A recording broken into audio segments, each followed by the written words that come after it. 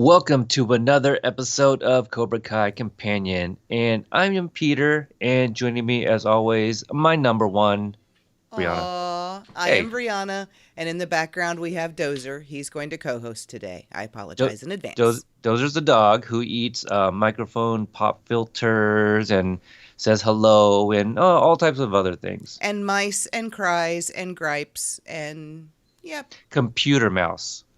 Because Yes. when you first told me that Dozer ate the mouse, I literally thought that it was a real mouse. Oh, no. I mean, if he would eat real mice, I'd be happy, but he has legitimately, literally in the last 3 months eaten 5 mice, computer mice. Oh my goodness. Yeah. Thank God they're cheap. I mean, But that's still uh, $50 if I shouldn't have had to spend. if the diet works for him, I say get it. I don't know. All right. Well, we're here to do. We're doing a live stream. So just in case for those No, that are really? listening, I do put this on the audio podcast as well. Oh, that's true. Yes. So we are talking about season one. We're recapping them. I know that the Cobra guys. Shout out to Mikey and Jeremy. They just did a retrospective. Haven't heard that yet. I'm definitely gonna listen to that the next day I work. Today we are recording on Labor Day. So happy Labor Day to those that are tuning in live. Appreciate you guys spending the time with us. But we did get some new subscribers recently. Maybe just a little bit about ourselves, Brianna.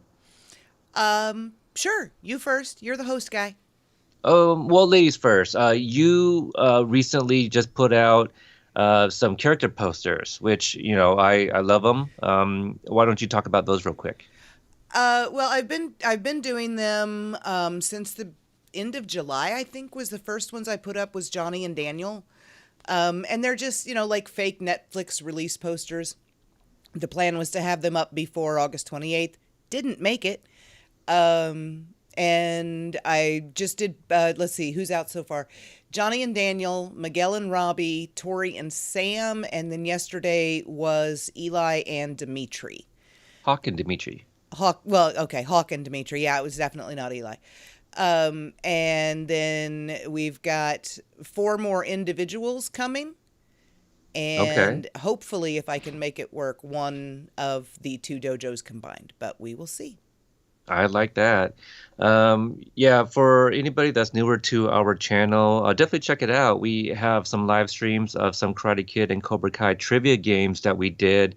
Obviously, uh, they were live at the time, but if you go back and watch them, we had guests from the Karate Kid movies or from Cobra Kai, and we just read questions. So you can play along and you get to learn things as well. And the guests they also shared stories from the set, so that's pretty interesting. One video that I think that we should reshare now that we have a lot of new subscribers and also the debut of Cobra Kai going to Netflix is when we recap 2019 for Cobra Kai. That's still one of my favorite episodes. Oh yeah, that was a fun video to work on. Um, Yeah, we're going to start that a heck of a lot sooner. But the video for 2020 is also going to be a heck of a lot shorter. yeah, it is. Yeah, you're absolutely right about that. So check that one out. We have more videos coming as well. What other videos can you think of that we can kind of promote real quick? A character study for Allie, Okay. a character Oh, coming up, study. yeah. Yep, that's coming up. A character study for Mr. Miyagi coming up. Just the character studies in general. So far, we have Kreese and Daniel, young Daniel, not adult Daniel. Um, I was going to hold on to the adult Daniel version until after season 3, but that was when I thought season 3 was going to be in April. So I should probably go ahead and finish that too. Yeah. Um, but just we live stream a lot of times, spur of the moment, drop of the hat, hey, this cool thing happened, let's get on and talk about it. And it's a lot of fun. We just kind of do whatever. There's nothing really super structured. The podcast is where the super structured stuff is. So if you're looking for deep diving into the episodes, that's where you need to go. Peter, tell them where that is.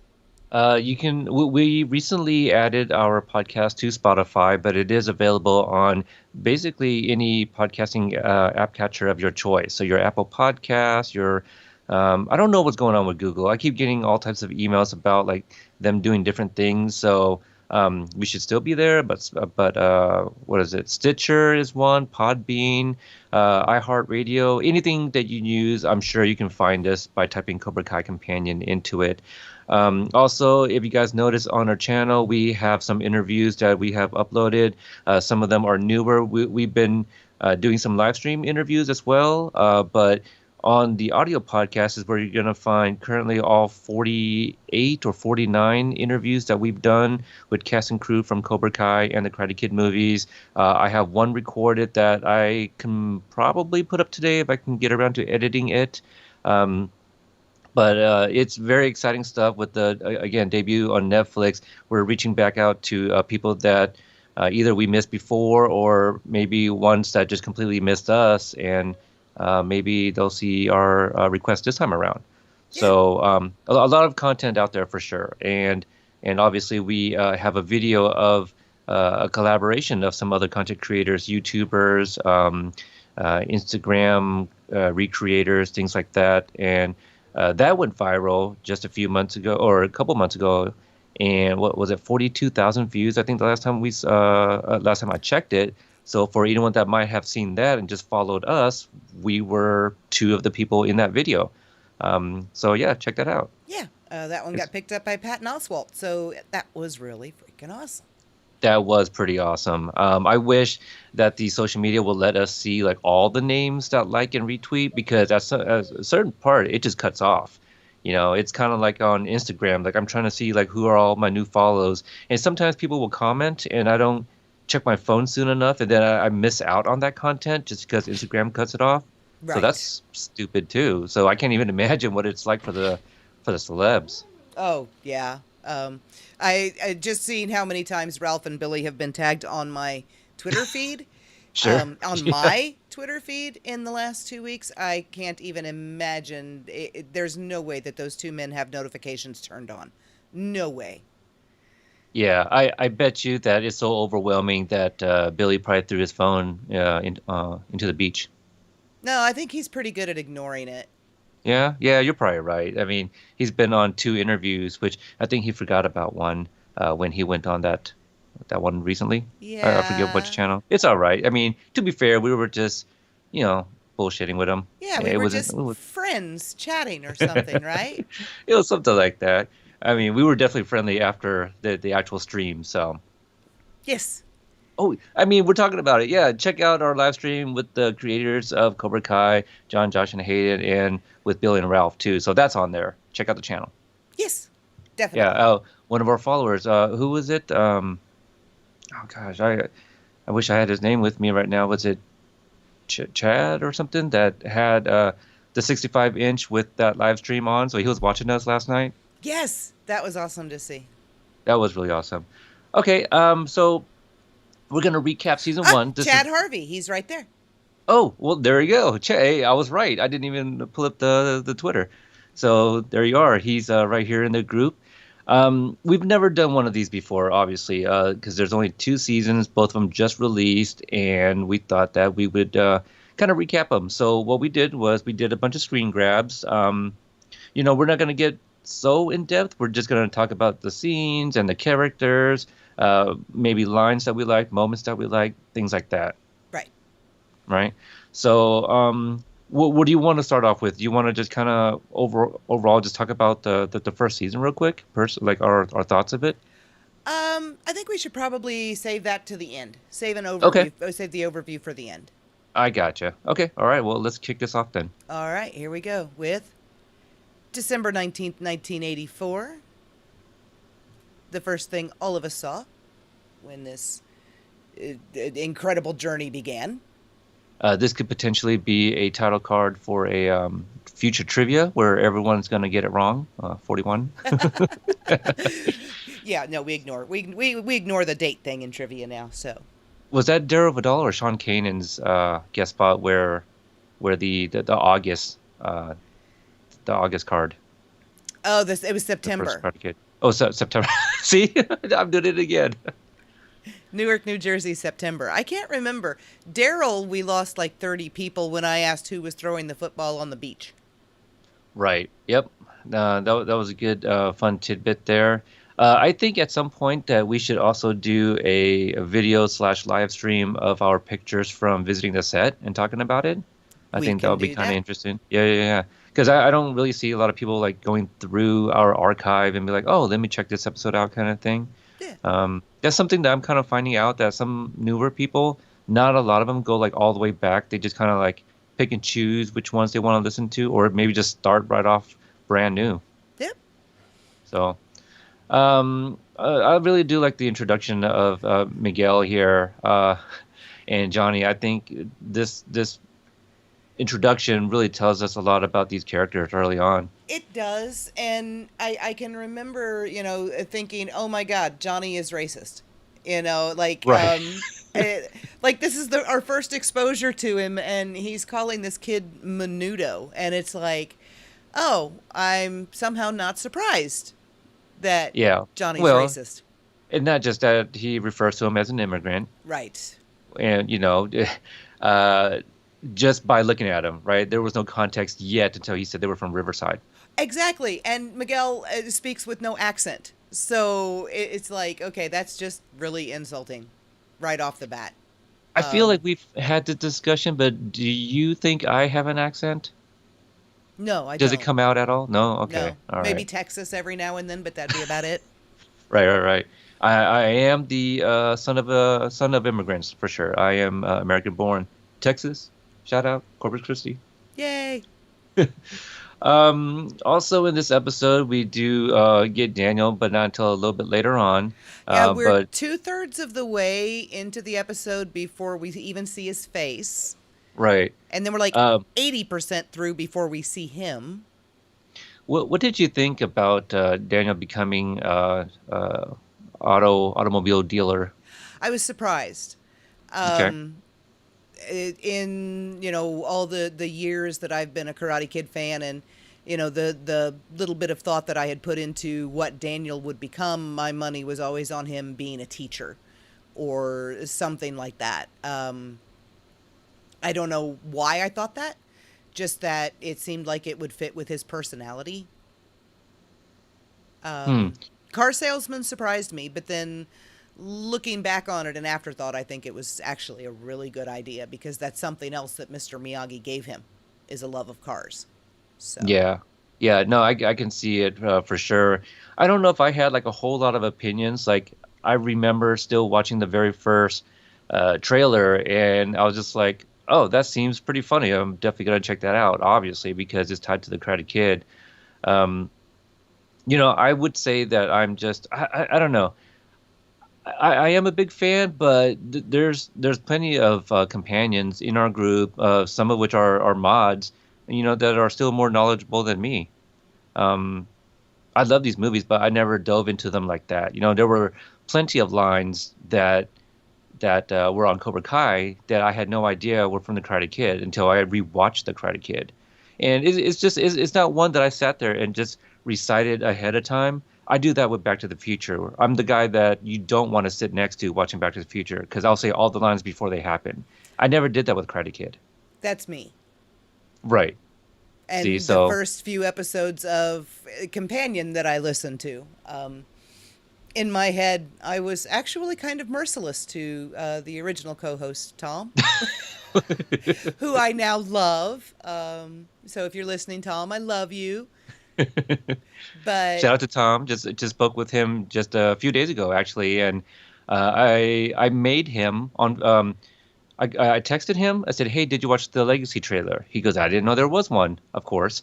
And I go, "Watch it, and I need you to FaceTime me immediately after," which he did, and he was pretty excited about it. And I was like, "Who do you think that is?" And he had no idea. I go, "Really?" oh no. Oh, that sounds like Tom, right? It's Oh, like Tom. Yeah, I he was like, missed a it's lot of yeah, things that to me are blatantly obvious. yeah. And the mind your own damn business, Daniel. That one really bothered me. Yeah, you know what? That wasn't a bad catchphrase for him, though. No, it It was wasn't. it was pretty good.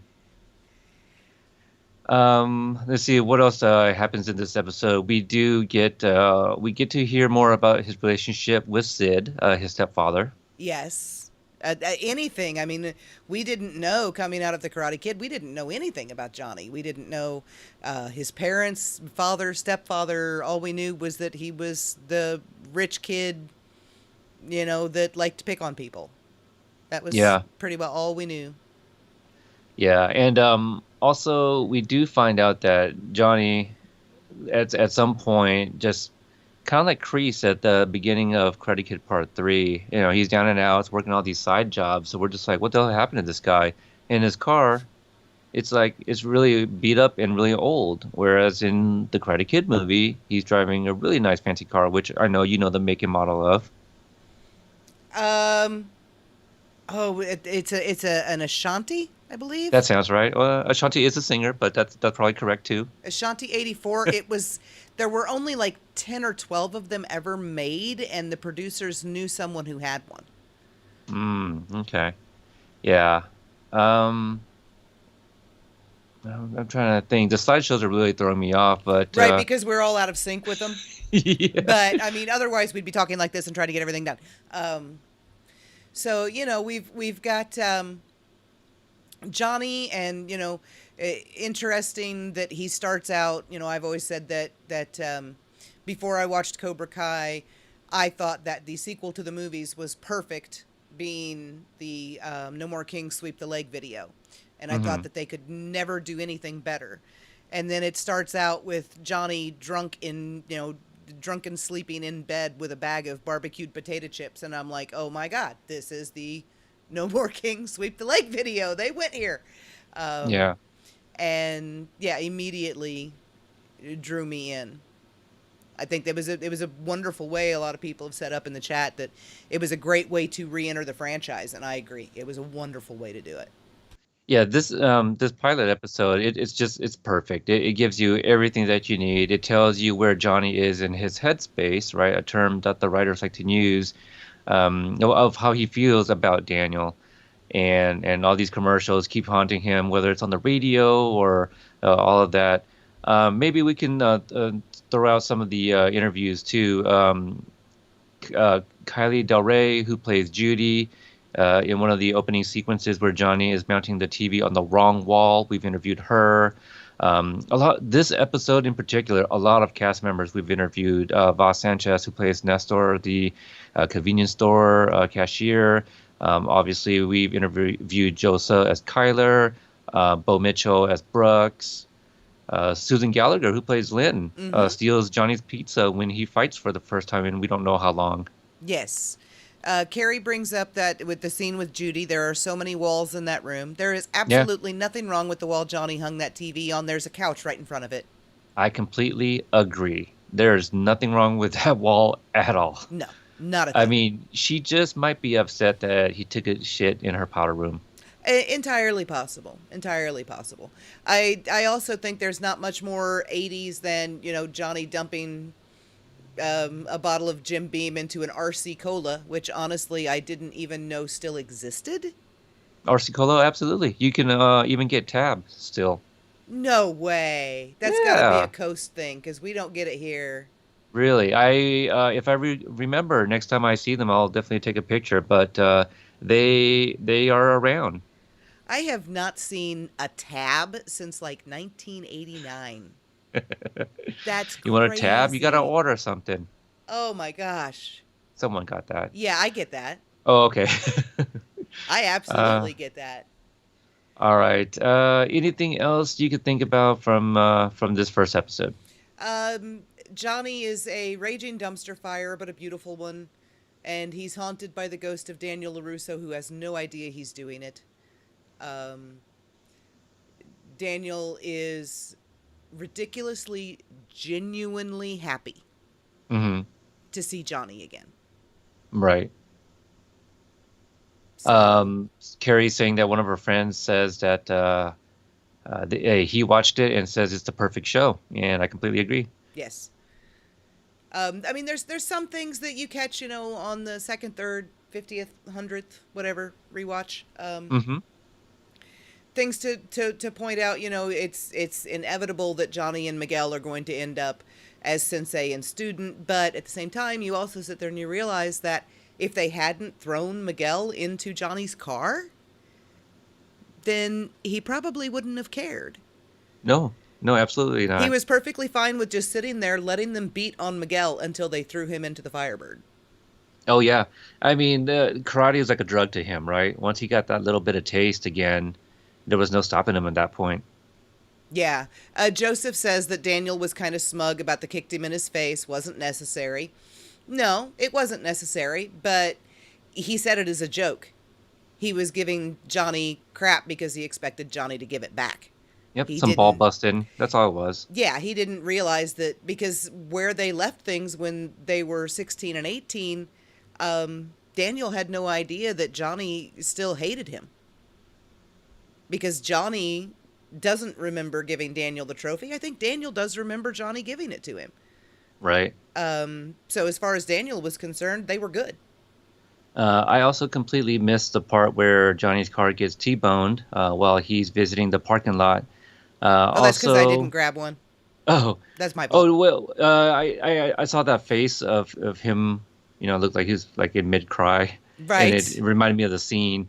But in the vehicle was Mary Mauser, Hannah Keppel, and Annalisa Cochran. We've interviewed Annalisa Cochran and Hannah Keppel. Yes. So just gosh, this first episode, I'm telling you, like I feel bad introducing this episode to like somebody brand new because I'll be like, oh yeah, interviewed them.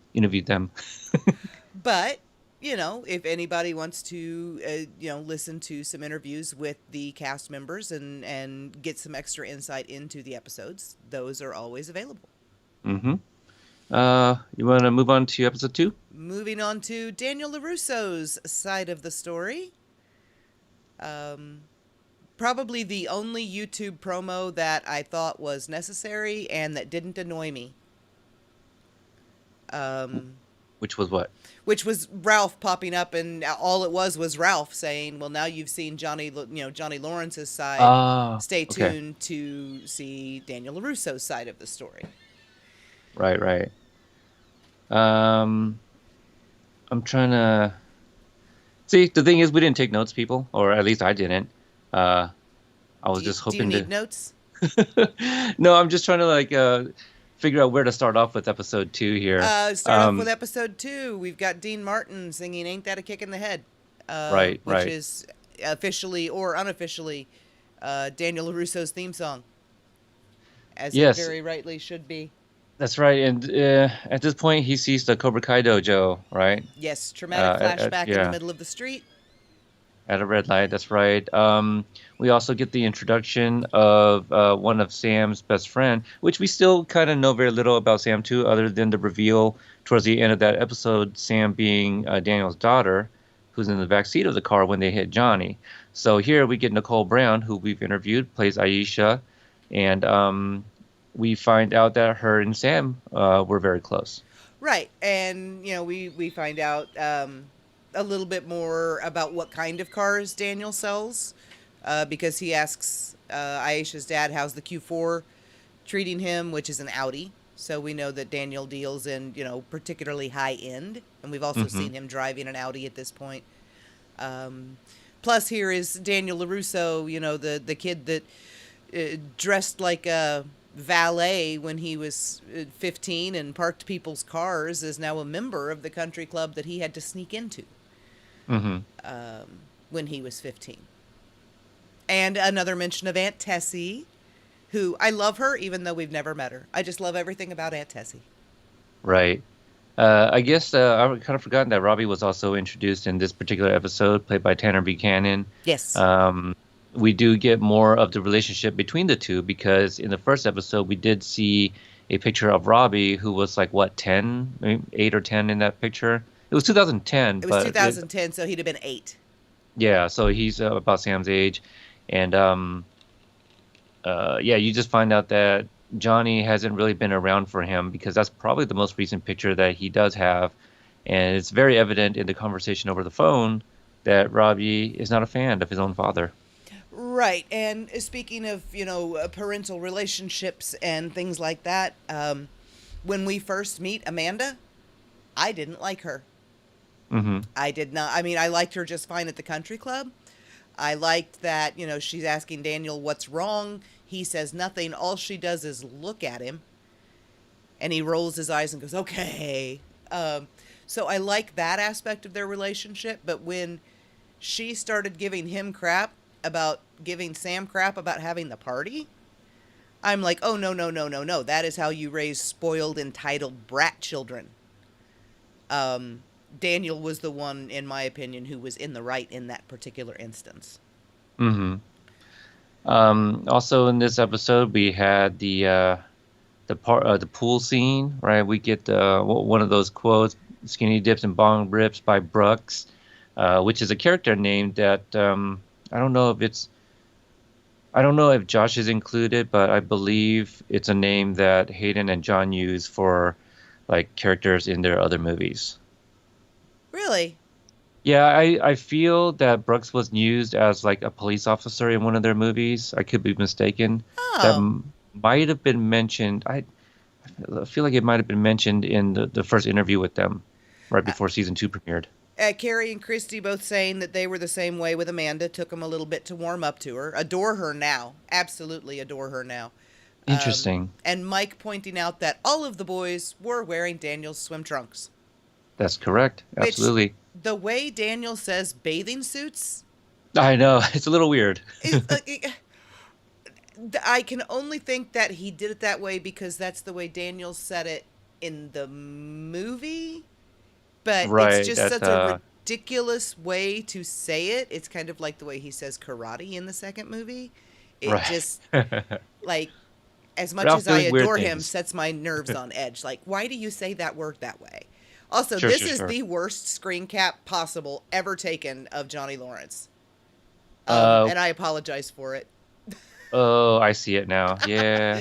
Yes, I apologize profusely for everyone that I should have previewed that before I put it up there. It's fine. Um, there was a mention of the inspector. That's one of my favorite comedic sequences. Is the dialogue between him and Johnny. So for those that don't know, and I did not find this out until our companion meetup in Atlanta just last year, because John Levine did come to that meetup, and I asked him about a character name. He said Keith. He was told Keith, and I'm like, oh wow, did not know that. So it's probably in the credits, but it's not something I ever looked up. But we definitely hope to get him on the show at some point. And I have actually seen John Levine since meeting him. I've seen him in several places. He was in the a Casey Anthony movie that I watched. Is that the one with oh gosh, who plays her in that? He plays one of the jurors, I believe. No, no, who plays Casey Anthony? Isn't it Taryn Manning? Does she? Oh, No, that's a different I don't movie. even remember. Oh, I it's just fine. remember John being in it. Yeah, yeah, Or yeah. no, no, no, it was the Scott and Lacey Peterson. Oh, that He played one of the crooked jurors, one of the potentially crooked jurors in the Scott Peterson is that the trial. one with Dean Cain? Dean Don't Cain think played Scott so. Peterson No, no, no, no, no, no. in a Dean TV Cain movie. wasn't in this one. Oh, interesting. Okay. Well, It was anyway, it was like an unsolved mysteries they're thing. It was all like a working yeah, people. You yes, know, and true crime is a very popular one. to I shoot in will. Atlanta apparently too. Yeah, yeah. It's clearly they like the woods or something. You Right. know, they want that type of scenery.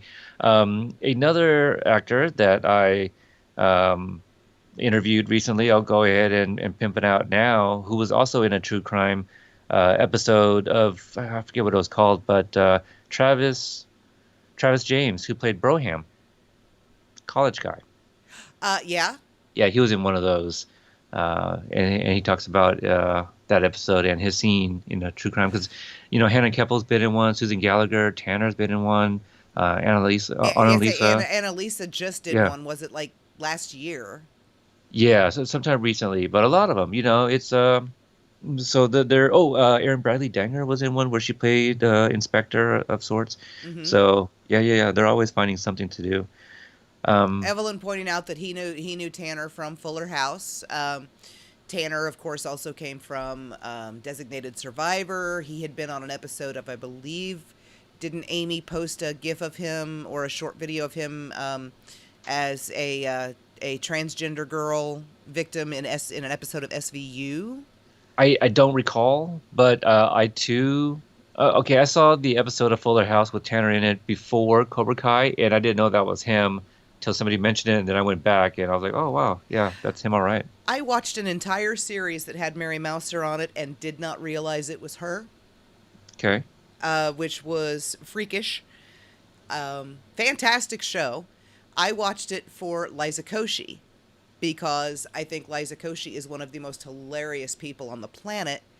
And when I found out she had a show, I watched it, and Mary was on that same show, and she was one of the main characters. But then it turns out that I have known Mary since she was 8, maybe, or 9, because she played Jethro Gibbs's daughter on NCIS. Now, isn't that what was the thing that you said? Mary was just in Freakish. Oh no, no, no, the Liza Koshy.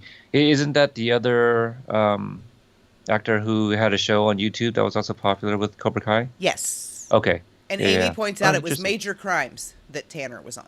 Yeah, there we go.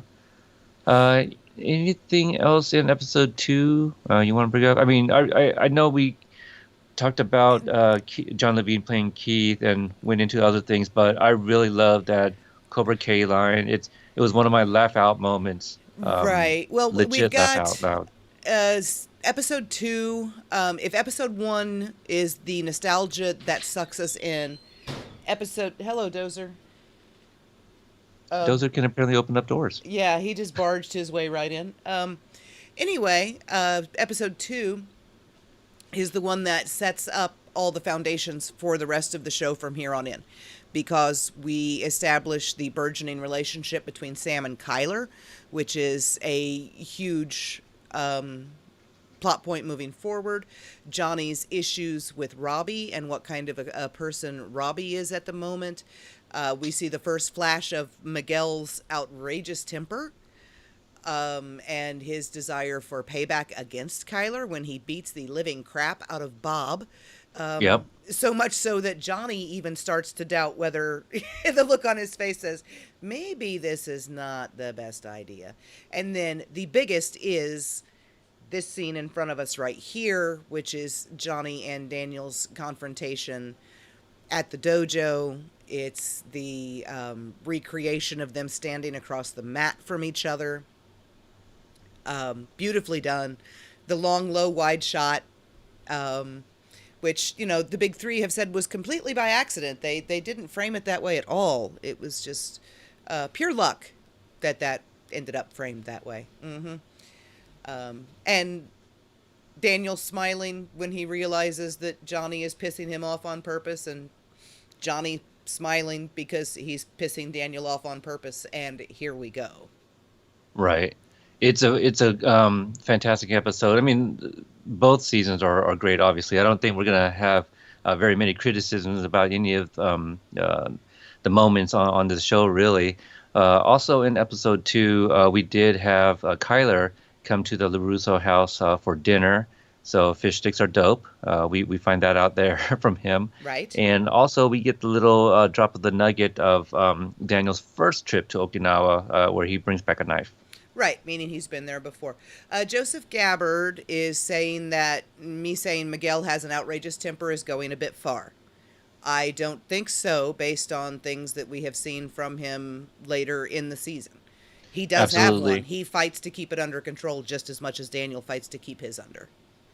And this is jumping ahead, but I'm not going to go over it too much. But I believe it was in episode one of season two where Carmen tells Johnny too about like the Miguel's game face. You know, she's seen that before, referring to her ex-husband. Yes, yes. So if Carmen can pick up on it, you know, I believe that's what we're supposed to kind of take from that. Obviously, that's not mentioned until a little bit later on, but the thing that the show really does do well is set things up to come. And there's definitely some episodes coming up in season one where they're setting up for things that come in season two. Right. Yeah, and they did a fantastic job of setting things up so far in advance. You can absolutely tell. I know that the writers, Luan and Joe, that we talked to last week, they said there's not necessarily a written show Bible, but these guys know where they're going enough to drop hints of season 2 way back in and season 3 even way back in the first 2 episodes of season 1. That takes an amazing amount of forethought. They have a heck of a lot of this story, 6-7 years, however many seasons we get, plotted out already, and they can start laying, the foundation for it already. Yeah, and for those that haven't checked out our podcast, and I feel like we only have one episode on our channel currently, but John Hurwitz does do a Q&A on Twitter every once in a while, and we do recap every single one of those. And I believe the last one I put up was like number 17 of a Q&A. And some of those Q&As have like 2 or 3 sessions just because, you know, life happens and work. And so sometimes we consolidate those sessions. But I don't believe this is spoilery because he has mentioned it on a number of occasions. But he has said that they have ideas that can take them all the way up to 6 seasons. Right. So having said that, some of these ideas probably have come up. So when they are writing things, they are kind of planting a seed. Rather, I mean, whether it's inadvertently or it's there because they've had those talks. Right. And I clicked the wrong button. We are Uh-oh. suddenly in the middle of Escalito. So let's go. Oh, okay, okay. I apparently forgot to set this one to start at the beginning. Okay, so we're just going to jump into when you discuss Easter eggs and callbacks and things like that. Quite possibly I think this is this is all mixed episode up, 4. This is Peter. episode 4. No, there I labeled them in order. That is. They're in order because all the episode 3s say 103 Well, and then 01, 02, 03. that's Cobra Kai Never Dies. Right. That's All Valley. What on earth? This is All Valley. Hang on. Oh yeah, no, I made sure they're all in numerical order. Okay, I apologize to everyone here.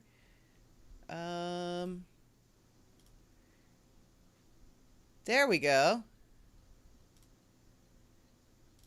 That's the right one. There. Ah, there we go. Yeah, yeah. Okay. So, Played by Rose Bianco, lovely person. Interviewed her as well yes, and met her in person. I adore her. But when it comes to, Easter egg episodes, this is probably the Easter egg episode to end all Easter egg episodes right Right. here. And it's all mixed up, and I don't know why, but, Because it's my fault. Uh, you needed some help, and I offered. This was my first time doing it, but I thought if I just saved these images in numerical order, that it would be okay. So I'm not sure what happened. Yeah, it Um, should. Hopefully it'll start running them in order. But yeah. we've got them. Uh, That's all that matters. Vanessa Rubio plays Carmen. We've interviewed her as well, so we do get the introduction of the Diazes, and we get an idea of what it's like at home for them. So Yes. currently, there's no father figure, but I don't believe he's brought it up quite yet either. Right. Hello, Josephine. And also in this one, we start to see that perhaps Daniel puts a little more faith, a little more stock in what Johnny says than anyone expects him to. Most likely, even Daniel himself, because he is really, really super suspicious of Kyler now, which he was not after dinner, the night before or whenever. Yeah, this is also this Escaleto is also one of the shorter episodes of season 1, and it's so well paced. It's wonderfully paced, and they get a heck of a lot of story into this I think. because oh, Uh-huh. I No, was no, gonna say you've got Johnny doing the promotion, you've got all of the stuff going on with Lynn, you've got Daniel trying to spy on Sam, you've got just like 1,000 different plot lines all going on, and you don't notice how tightly packed they are because they're very natural. they really are. I think a lot of my favorite sequences come from this episode, whether comedic or physical or whatever. Um, I think this is one of my favorite episodes for sure. I would say probably top 3. Definitely not my favorite, but top 3 for sure. Yes, this is pretty high for me too because it does it continues laying the groundwork for the show moving forward. But this is also the one that reminds us exactly where we came from in so many ways. Oh, that is a beautiful smile. Um, well, when isn't it? But anyway, um, Again, hey, I made sure that I got some of these like really good ones. That's what took me forever to get some of these images because I was like, oh, that's not right. Remember how you apologized to that screen grab of right, the Johnny? one of Johnny because I Yeah. didn't look at it before. Yeah. So I saw that smile. I go, oh, they're gonna love this one. Yes, yes. Oh, and there is Erin Bradley Dangar, Yeah. Counselor Blatt, with her enormous crush on Daniel LaRusso since she was 10 or 11 years old. Yep, interviewed her as well. We did find out from her in the interview, and this is for our newer listeners, that her character is the younger sister of Susie, aka Susan from the first Karate Kid movie, one of Allie's friends. Yes, So the that's smart something that ass retcon. that did not take excuse me did not take any of Daniel's shit. Yes, the one wearing sunglasses during cheerleading practice, because clearly she was tired from the night before. Yes, maybe she had actually partaken of the substance that was being passed around the campfire that It was cut was out. cut out. Um, Mike says that Daniel secretly trusts Johnny and now knows Kyler is bad news. And I think that is 100% true. And I believe that that was my reaction at the time. I was actually both surprised and pleased Yeah. to find out that, even with the way the episode before ended between Johnny and Daniel, here he is giving serious consideration to the things that Johnny told him. And it's again with laying foundations. This is the first glimpse that we get of a Daniel who does not hate Johnny and who actually puts more stock in him than he does in other people around him. hmm we mentioned the introduction of Yaya, but we didn't even talk about like what was going on in that moment where Miguel's in his room, kind of doing karate, and she thinks he's masturbating. Yes. One of my favorite lines. Yes. And it Breaking was, off. it was one of the few lines that on YouTube we had the subtitles for. Of course, now we have all of the, I'm going to say all of the Translations. non-English Oh, mm. translations in subtitles. I think they're all Spanish because it's all Nestor and Yaya. Yeah, I believe I did see the translation like after Miguel's victory in episode 10. I think she said something like you swept the floor with him or something, or Yes. yeah. So I was like, And oh, didn't know she that. called him Chancho. Yeah. I caught that too. Yeah, I thought that was sweet. Um, But we've also Su got, Miguel making his first dives into the 80s rock rabbit hole, as he calls right. it, starting hmm to get really interested in the things that Johnny is interested in. Also, to kind of add to Daniel's character, him kind of not trusting Kyler, but also not trusting Sam, that he invites himself as a chaperone to the dance. Right, right. And Dipstar points out in the chat he would already be predisposed to not liking his daughter's boyfriend. Um, so that's a thing they can bond on. But I didn't get any impression from Daniel at dinner before that he had any reason to do anything other than like Kyler. Yeah, I think he really wanted to. and this might be, me being Asian, right? And so is Kyler. I feel that maybe Daniel sees an Asian, young man, and it could just kind of reminds him of Miyagi a little bit, and then it just makes him a little bit comfortable, making him think about his friend. I know they're different ethnicities, but I think it's just one of those things. Like I feel, okay, so my manager, he's married to an Asian woman, and I feel he might treat me a little bit more different because I'm Asian. That there's that connection there. If there is such a thing as a positive racial bias, we absolutely see that Daniel has one. Yeah, no, it's a thing. It exists. Yes. Yeah. He goes a little bit farther than he should, to the point that he just assumes that Kyler and his family, the same as Johnny did with With calling Miguel. Miguel immigrants and calling him menudo.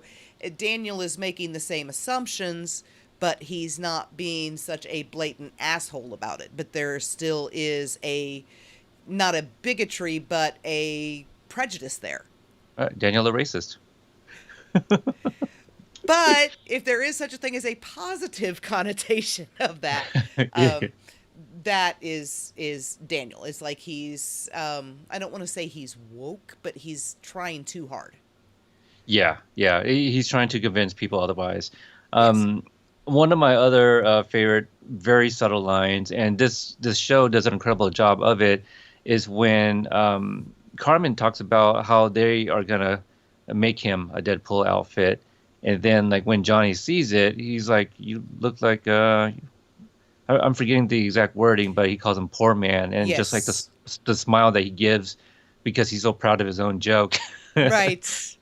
Very amused by it. So I do like that. And you know what? That poor man didn't look bad. You can put that in a Brightburn sequel or something, and it can be pretty frightening, really.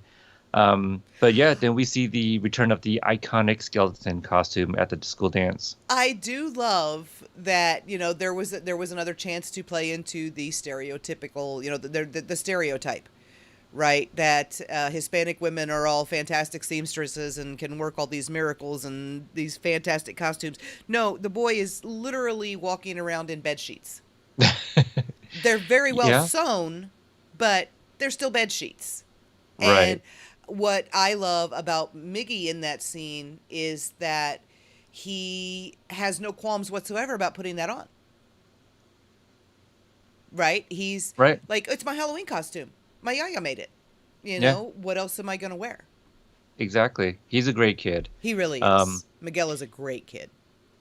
Also, during the we've talked about this previously about the other costumes, right? We got Dimitri wearing the necromancer, but then Eli.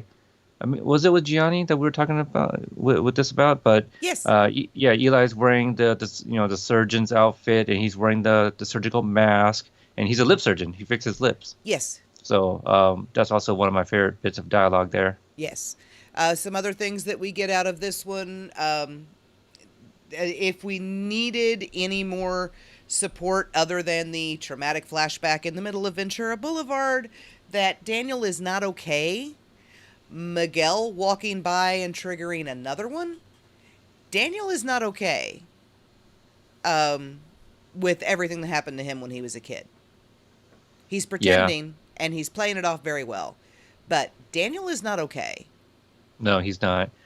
I think it was Melissa that was talking about how, you know, why was Johnny handing out flyers to like old people saying, it's not too late to learn to kick ass when, he was saying to Stingray, Raymond, that he was too old in the next season. It was just meant to be funny, Right, that and he's plus just at trying to this get anybody at that point, point. at this point, he's looking He's for got any nobody. students he can get. Right. And what he said to Raymond in that scene about parents can't stay for practice, it's an insurance thing. That is 100% true. At least from a wrestling perspective, having been a wrestling mom, we had to sign all kinds of waivers to be present for Hmm. practice, Hmm. um, because insurance didn't want us there. Like if the kids are the coaches are responsible for the kids, then they don't want the parents there because then the water gets really really muddy. Chad pointing out that Miguel did and yes, I noticed he goes to wash his hands, he goes to the restroom, doesn't take his gloves off, goes to wash his hands, doesn't take his gloves off. The He's got no skeleton zipper. costume also doesn't have a fly. So Right. I'm not entirely sure what Miguel is doing at that urinal, but we just don't question it too closely. Right. It's just one of those things that you weren't really supposed to be paying attention that he has no zipper. Right. And then Johnny finding Miguel, realizing he failed as a sensei. Um, Yeah, I mean, and with the first time we were exposed to Kari Kimmel's phenomenal voice with Yeah. Black playing Hmm. over that scene. I can't believe I mean, we'd be remiss if we didn't mention Lynn's, line about showing the bits and wanting meth and burrito. Oh yes, That's a good thing excellent. about money. Or you could do anything with it. This is a Help me out with the line. fantastic Lynn episode Yeah, all around. yeah, it really is. So, episode 4, Episode 4. So we end episode 3 with Miguel, um, beat up. a bloody pile of mess on the It's a locker room heartbreaking scene too. floor. I mean, Brianna, I think you mentioned recently, like when he was thrown up against the fence, it parallels when Daniel was kicked up against the fence, Yes, in the first movie, and then he gets dragged as he's like holding on to part which of the is gate. Johnny pulling Daniel down off the fence when he's so close to escape. Yeah. Yeah, They do a fantastic job with not just, mirroring the movies, but doing it in a way that makes them different because whereas in the movie the skeletons were the aggressors, um, with the kid up against the fence, here the skeleton is the one up against the fence. hmm And they just do a fantastic. If you were to ask the question at this point between episode 3 and episode 4, ask the question who in Cobra Kai is the new Karate Kid, it is Miguel. right. Um, as much as, Robbie plays into the story later on, and as much as Daniel wants to become Mr. Miyagi later on, um, right now, Johnny is Mr. Miyagi and Miguel is Daniel. I agree. And that's very clear. Episode 4 opens up with a Johnny having drinking, I think at that time, 4 cans of banquets, and he sees a graffiti artist and asks to switch cans. Um, He's got to be on his second six pack at that point, the way he's stumbling. oh yeah, you're probably right. Because he gives Didn't the even think kid about that. 4, I think. I've, So, because when he says, well, you want to trade cans, I think he holds up 4 still hanging, but there's no way he's only had 2. He's had a I, whole lot more. I think there was 2 left because I was trying to grab like a good shot of it, and I think there's still 2 dangling there. So Okay. if you think that's his second, then he's had 10 by that point, right? Okay. We'll Four look and at it. We'll look six. at it when we get back around to it. Yeah, yeah, yeah. But yeah, but also that is also being spliced in with him bringing a beat up Miguel back to Carmen, and she's Yes. saying, "Do not come around us anymore." I And don't know him if carrying Miguel into the apartment is very much Mr. Miyagi carrying Daniel yeah, oh yeah, into the absolutely. workshop. It is. And there's one point where Miguel sits up in the couch and he's, kind of crying for Johnny to come back to not leave. I don't know if anyone else got this, but I kind of got like a Big Daddy vibe, Did you ever see that one with Adam Sandler? I have, but not Yeah. really enough to know what you were talking about. Okay, so he had to leave the kid, and the kid's like, "No, don't go. I know how to wipe my own ass." Like because that's something Adam Sandler taught him how to wipe his own ass, or it was Oh, like okay. a callback to a line, and so it was kind of like that. Miguel's like, "No, please don't go." So it's sad. But both sequences were sad. Obviously, in Big Daddy, him calling back to the wipe my own ass line made it comical, but it was Right. still sad nonetheless. Right, right. And here you have Miguel screaming out in desperation, Cobra Kai never dies, as Carmen slams the door. Hmm. Which I feel for her, too. Carrie says that there were 2 beers left, and Johnny has had way more than 4. So, Yep, Dip Stars agrees with that. and we also have Robbie running the first scam. Actually, I think the only scam that we really see them run with Right. Trey and Cruz. Trey of the magical mustache, or Cruz of the magical mustache. Sorry. Right, right, right. Um, I don't even know why So I did that. yeah, what? Calling it the magical mustache? No, calling Cruz Trey for some bizarre Oh, reason. yeah. Uh, do you want to hear a fun fact about? No.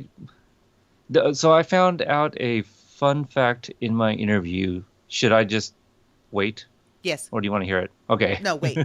Okay. Yeah, there's a tease Oh, for you there is. guys There's there. two beer. Yep. He's hanging, holding two beers Ah, there we go. by the plastic there. Hmm. And then we have the um, Simple Days of Dicks on Billboards begins. I thought it was a rocket ship. Well, you know, See, looks like a rocket ship to me. who was it that was somebody was talking about that the other day, and they were like, "Well, the problem it was Daniel's fault because um, whoever designed that billboard left entirely too much white space I don't think to the Daniel designed left." it.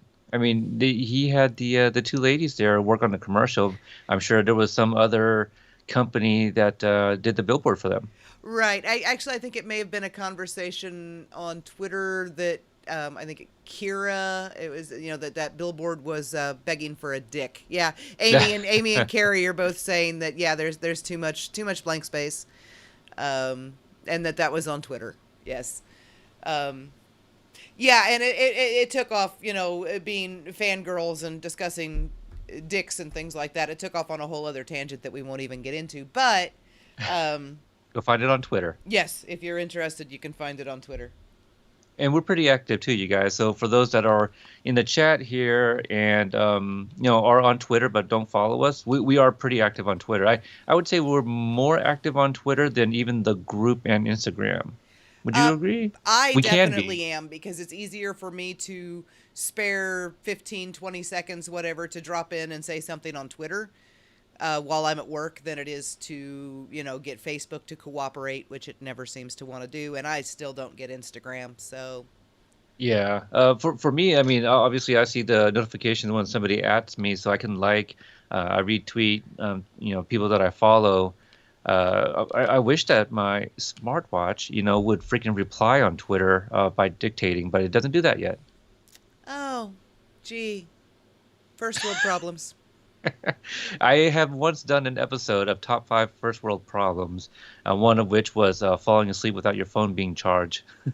Oh, I hate that though because my phone Yeah. is my alarm clock. So if I fall asleep without it Oh being man. charged, I'm just screwed. All right.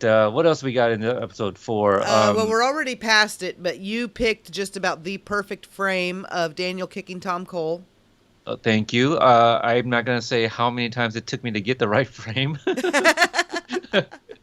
Oh Uh, man, I'm telling you, it probably took me way. And also the problem is inside baseball here. Some scenes I'm just like, let me just watch this a little bit. right. I see. I I, had that I too. ran into that too, especially when I got up into like molting and different, but same where I have so much love for so many of these scenes.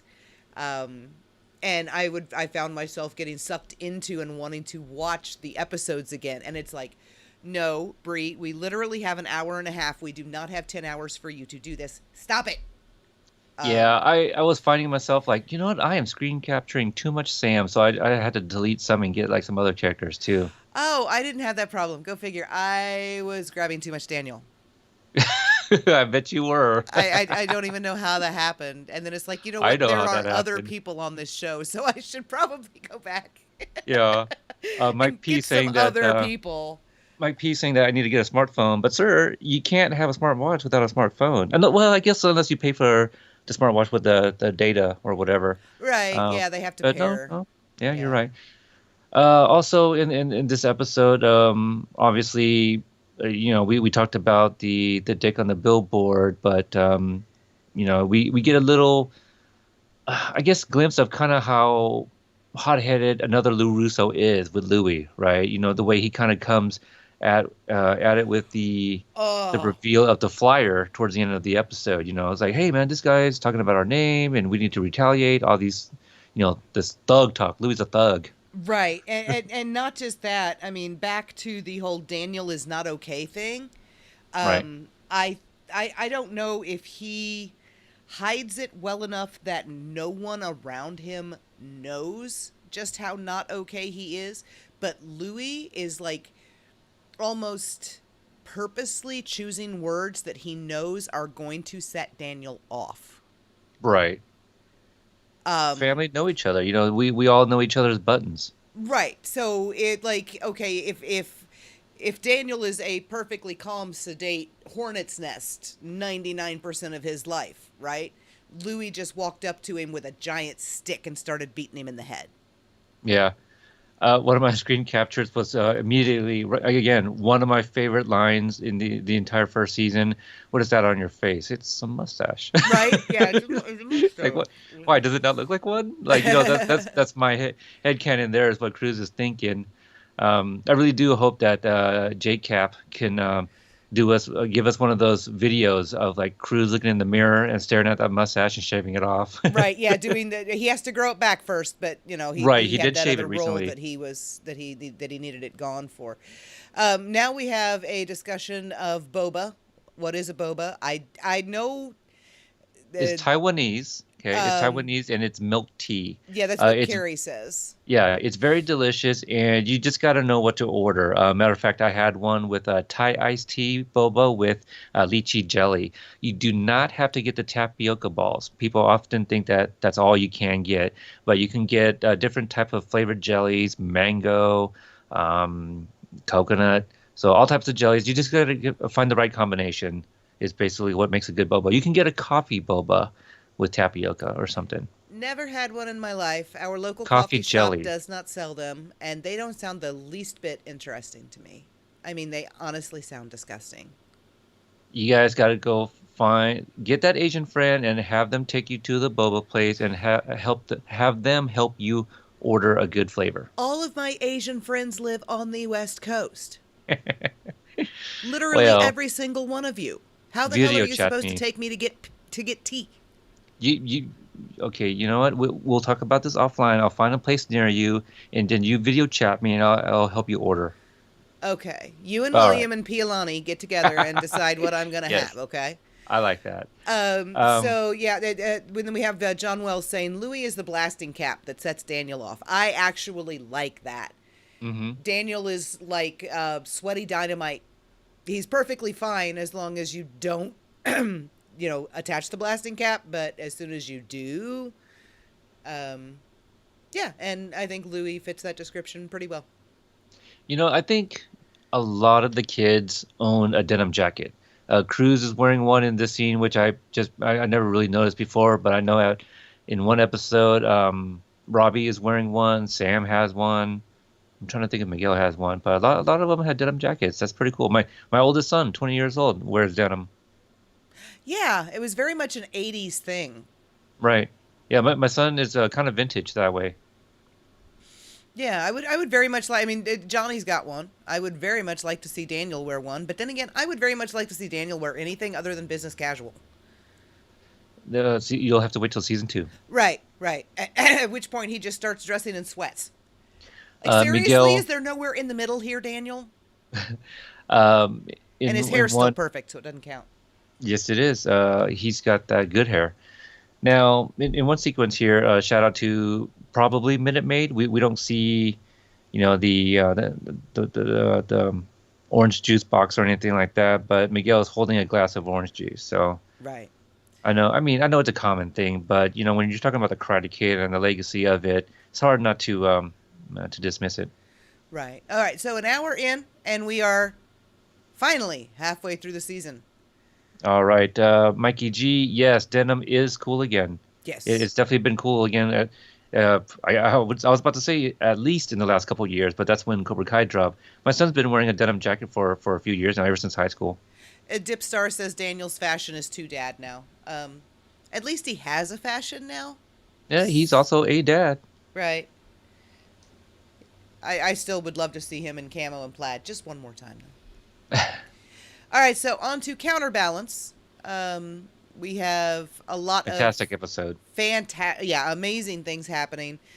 We've got a passage of time which they marked so fantastically in the training montage at the beginning, because it takes us all the way from a couple of days after Halloween to obviously some point after Christmas, Right. because we've got decorations coming up and going down. That's what I was about to say. I actually, as tedious as it was doing the screen grabs, you notice so many more things in the background, but maybe I just don't rewatch these episodes enough and pay attention to the other things. But I did notice that at one point when Johnny went to go to the Diaz's house, I think it was right when he spoke with Carmen about giving him a second chance. You notice that they have Halloween decorations on their door. Yes. Yes, and then when during the training montage, they have what looks like at least could pass for some Thanksgiving stuff sitting around at one point, and then they definitely have Christmas decorations in one of the scenes where Miguel's doing push-ups in the kitchen. Right.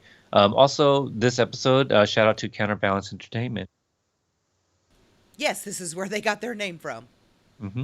and it works So perfectly.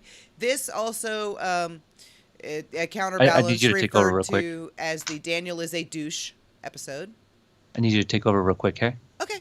All right. So this is the Daniel is a massive mega douche episode. This is where he lays the groundwork of his plot with Zarkarian, making him think that he wants to buy the strip mall just so he can either raise the rent himself, which I guess that's what I've always assumed the goal was.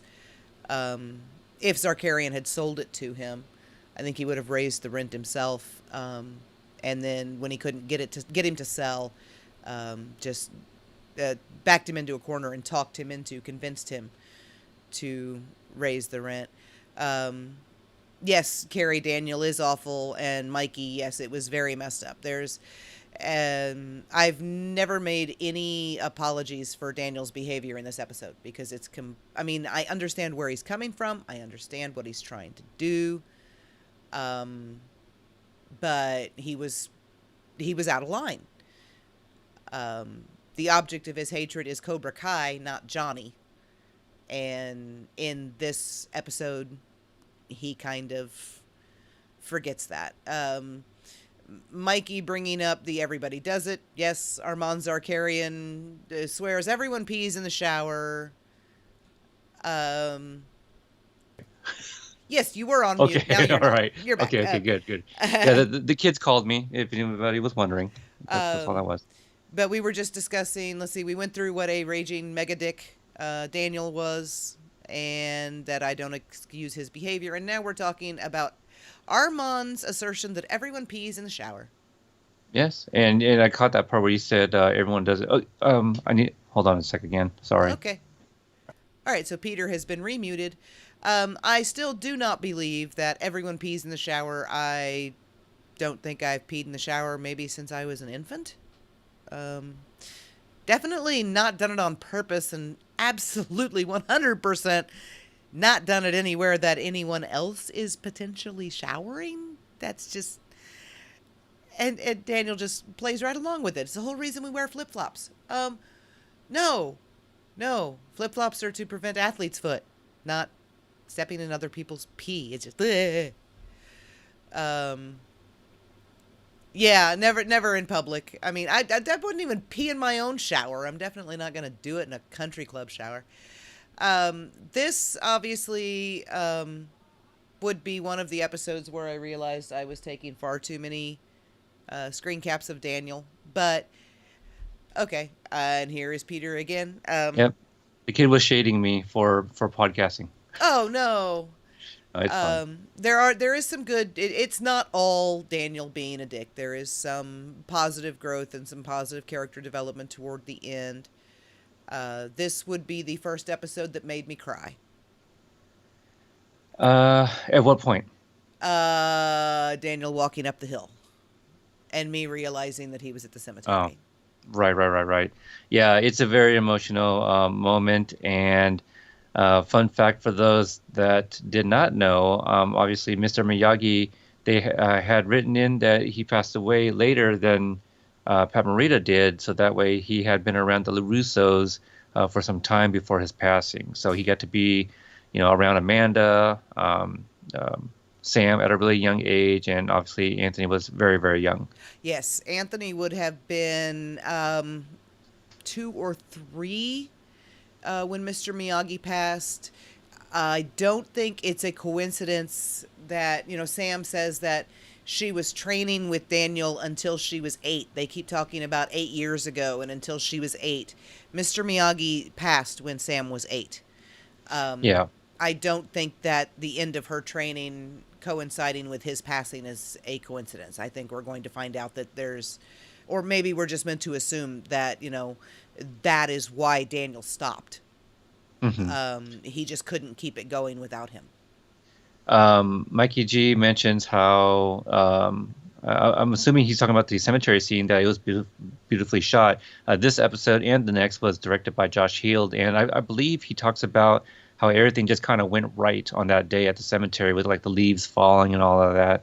Yes, it's beautiful, and um, I don't remember. Did they script Daniel standing up and bowing, or did Ralph just say, "Hey, I'm going to do this"? I can't You know remember. what?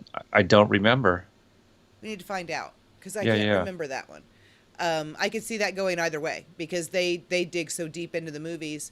That would be the perfect place to put the callback to him bowing to Mr. Miyagi in his bedroom. But I could also see Ralph being the one to say Daniel would do this. Hmm. Um, so And I'm not sure you touched on it when I was muted, but obviously the point where Daniel picks up the tab for Johnny, that sequence right there, that's probably my lowest point for him, for Oh Daniel. yeah, mine Yeah. too. I still Yep. love him. I love him through the whole thing because when you love a character, when you're a fan of a character, you love them good, bad, indifferent, right? Hmm. Yes. If it's the oh, like the meme I saw on Twitter today had a picture of Eli, covering his lip and crying, and then a hawk is shaking the wings. And it was, if you didn't love me at my worst, you don't deserve me at my best. Well, Oh, I love those. Yeah. yeah, if you don't still love Daniel LaRusso when he's being a giant douchebag to Johnny at Nestor's, then you don't deserve him 20 minutes later when he puts the headband on. Yeah, yeah, yeah. Because both of Um, those are him. right, right, exactly. I started seeing those memes with the basketball players first. So I don't know where it started, but I like those.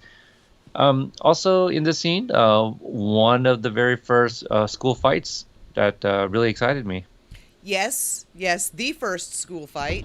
Well, no, on the show. Yep. I guess you would say the locker room from the Yeah, dance because that technically that took place that at the was school.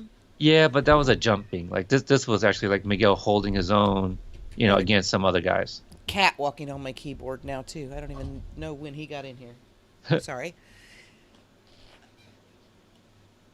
But yeah, and what else we have in this episode?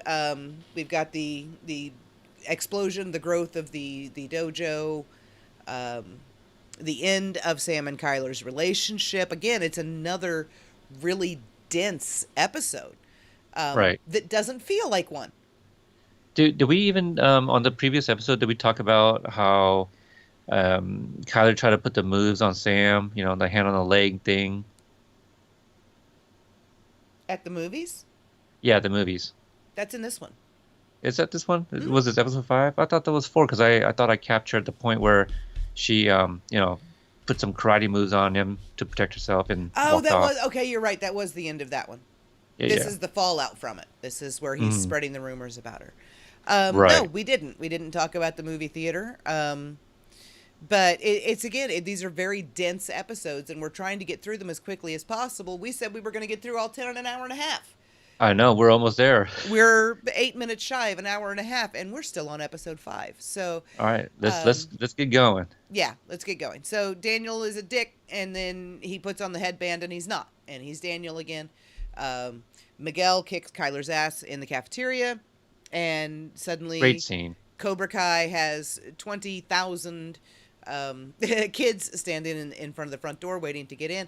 And in case there was any doubt whatsoever that Johnny and Daniel are meant to be seen as two sides of the different coin, or two sides of the same coin, rather, we have the shot of Johnny unlocking his dojo door, and then from the inside, Daniel opening his. Hmm. And you will see a lot of this moving forward from here on out. where Johnny will start a motion in his scene and Daniel will finish it, or vice versa. Right. Or where they're saying the same things to different people, or where they're mimicking each other's actions. Like, Daniel walking away from Johnny and Esqueleto becomes Johnny walking away from Daniel and different but same. And this is where they really, really start, driving that these two are way more alike than definitely they realize, Hmm. but probably way more alike than we do too. I forgot to mention Ken Davidian, who plays Zarkarian here. We also interviewed him. Great episode, nice guy. So on to episode 6, And baby Quiver. Johnny, baby Johnny. Yep, Baby Johnny. Again, we just spoke with the writers, Joe and Luan, recently, and they talked about this episode. Well, they talked about all their episodes, including this one of season Yes. 1. Hmm. Yes, and this is another one, is setting up more of Johnny's backstory, where you see just how awful his life was. At least, the surface of it. Here's this one memory of this terrible thing. He's so excited, and his mom is so supportive, and it's obvious that Laura adored her son, but she was putting herself through so much with Sid just to get Johnny into what she felt was a better situation. We still don't know anything about Johnny's father, who he is, where he is, what happened, why Laura felt that she had to marry Sid. But we do know that it did not work out nearly the way she intended. Right. And kind of that setup from episode 4. In this one, we see Cruz without his mustache. Yes. So it's not pointed out, but if you paid attention, you'd notice that he had shaven his mustache after Johnny's comment. Yes. Yes. And at the end of Counterbalance, we did have Robbie putting his plot into motion to get revenge on Johnny by going to work for Daniel. Oh, maybe it was then. Was that the previous No, episode this you is said? this is where Oh, this is where Trey and Cruz, because he just got hired at the end of oh, Counterbalance. okay, right. This is the door knocking. That sounds like the drums. Right. Yeah, that's in this one. And Robbie doesn't care about either of these men at this point. He wants to strike back at Johnny very badly for walking out on him and for starting this new relationship that he has seen him forming with Miguel, because that also happened in Counterbalance, where Robbie was going to actually go potentially move back in with Johnny, because Johnny had mentioned it to Shannon, who we also didn't talk about in the last episode, and sees him hugging someone else. So he's hurt and he's striking out, and he doesn't give two shits about Daniel LaRusso at this point. He just wants to hurt Johnny. So Carrie's saying she wonders if Laura had aspirations of being an actress. I wouldn't be surprised if that's how she met Sid. Right. That would make sense. I don't really see Laura being, in the mid 60s. I don't see Laura being what Shannon is now. But I definitely see the parallels between Laura and Shannon. Right. It's just that Laura succeeded, I guess you would say, in finding someone that she thought would be an acceptable replacement for Johnny's father, and Shannon hasn't found anyone yet. This So, is true. Yeah. This episode, we also get, the hilarious sequences of Johnny going up and down the ranks of his students or potential students, and kind of calling them different names. yes, giving them all nicknames. Let's see, we have Tits and Slingshot and Nose Ring and Lip and Virgin. Oh God, who else? It's like none of them. Like in my head, because I needed this for a story I was writing. In my head, Johnny calls Kev Shaggy. Yeah. because of his hair and how tall and skinny he is. Yes, Dipstar, this is the Get Off it Pronto episode, Yep. Yep. about halfway Spectrum. through. Yeah. Yeah. Yeah. One of my favorite lines as well. And we learned from Joe that that was Hayden's line. Yes, yes, and there was one that he kind of wished that he had thought of it because it was purely brilliant. This is the hooker talk conversation between Dimitri and Miguel, which was theirs, which is a fantastic conversation. That is probably one of my favorite conversations and always has been in the entire thing, because just, who lives like that? Hookers. And just immediately everyone in the room that was watching this episode started laughing. Mm-hmm. It's a great line. It's a great line, and it's delivered so Gianni's delivery is just like deadpan. Like, you could definitely hear these words coming out of this kid's mouth. Right. You know. Yeah. Gianni has great comedic timing, and we've done so many things with him. Um, Yes. yeah. That's Juan pointing out. Notice how Johnny never calls Daniel by his first name. Yes, we right. know. We've been waiting 34 years to hear Johnny say the D word. We get very excited at the possibility, to the point that there is now a fan cam perpetual loop account of the video game Johnny saying Daniel's name. But that's a completely different, topic. Just because he does it in the video game. And if he Right. doesn't do it on the show, I'm going to be very upset. And Find out in a Mike couple pointing out, months. this is where we learned that Anthony was conceived on a karate mat. Yes, this is where we learned that Daniel and Amanda have done it in the dojo. Dead silence. Sorry. Yeah, no, I'm also replying. Um, yeah, I'm kind of getting text messages from the wife is why. Yeah, Oh, yeah. Yeah, are yeah, you needing to go for a while? yeah. If I go, we'd have to end it. Is basically what's going on. No, I say we just try to knock out these last few episodes. I know it sucks because we're like, we're just getting to. They're all great episodes, but I'd hate to kind of half-ass the last few. Right. But yeah, I think we just try to get through it a little bit quicker. Okay. All right. Yeah, So yeah. we're plowing through. Enter the Hook. There we go.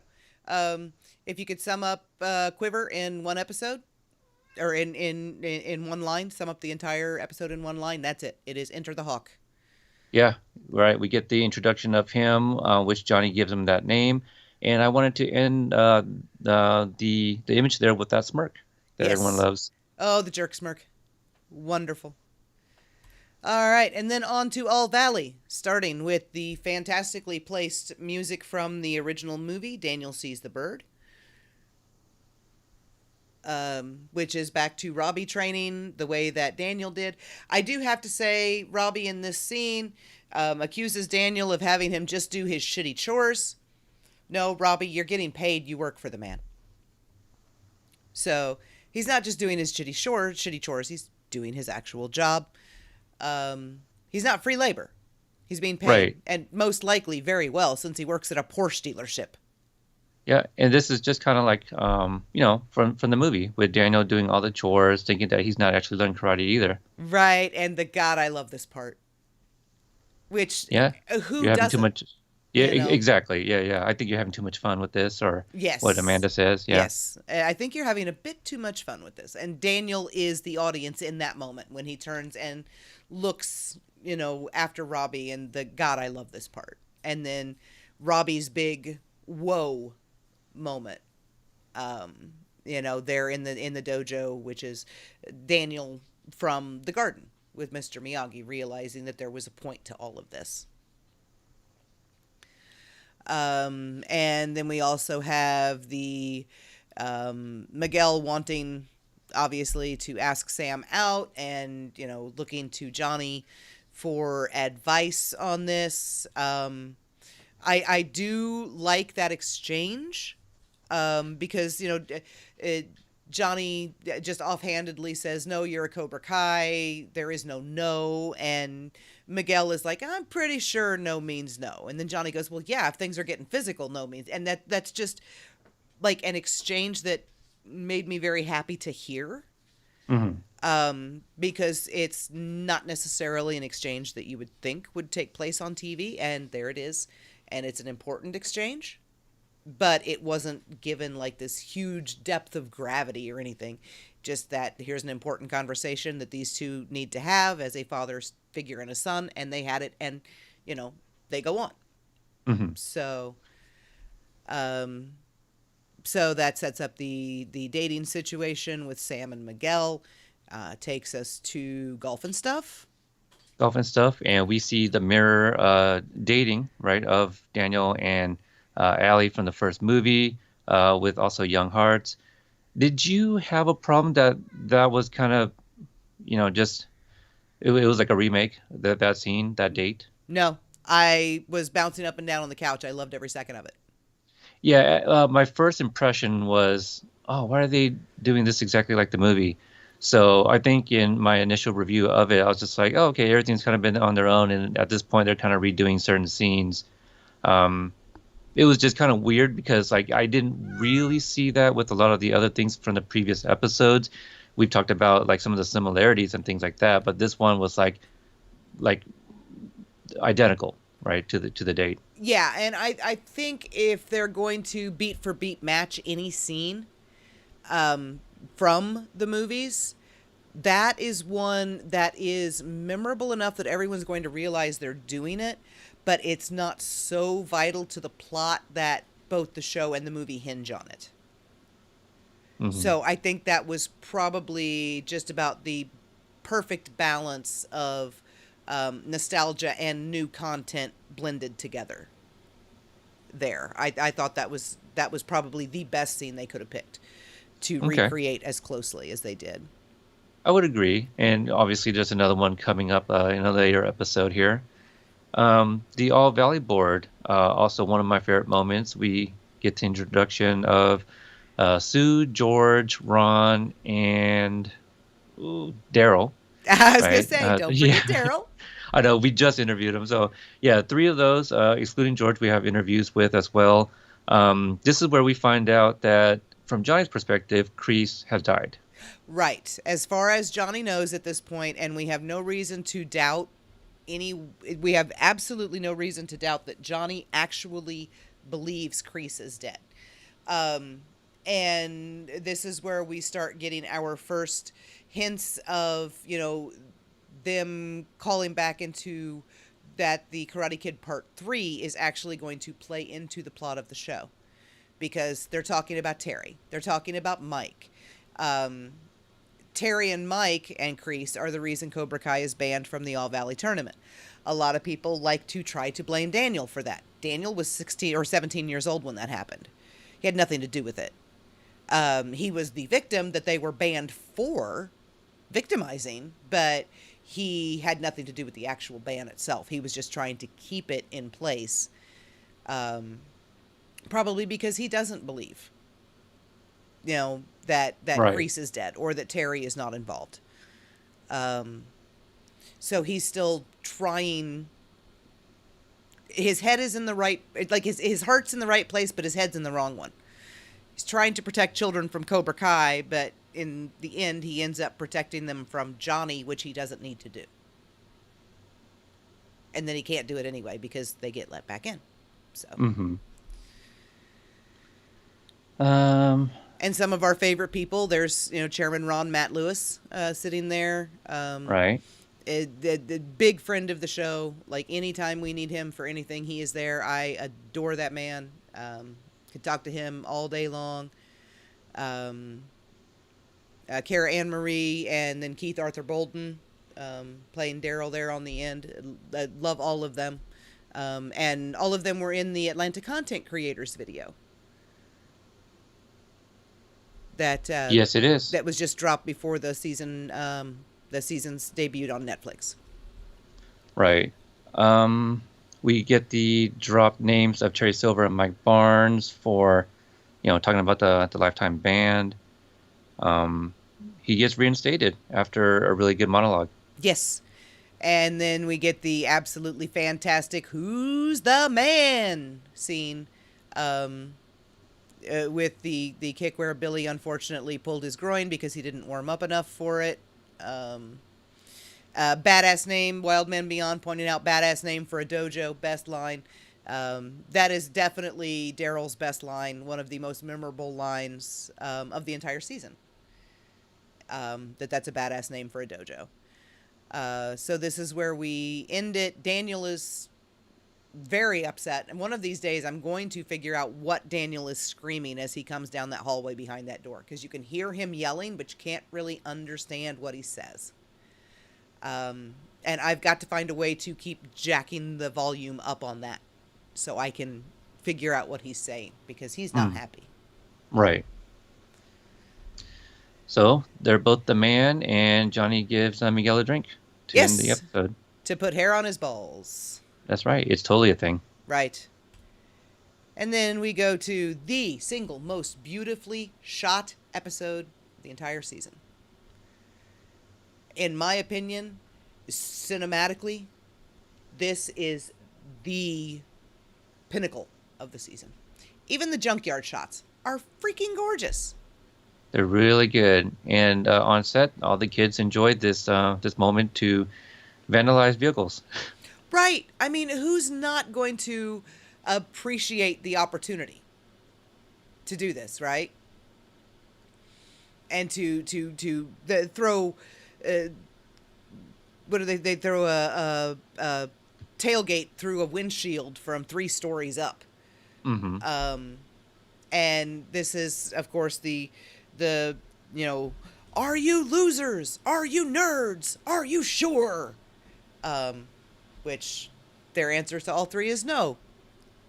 Right. Which makes Johnny do, I would say that Johnny's 2 signature moves throughout season 1 are the cap flip and face palming as hard as he possibly can.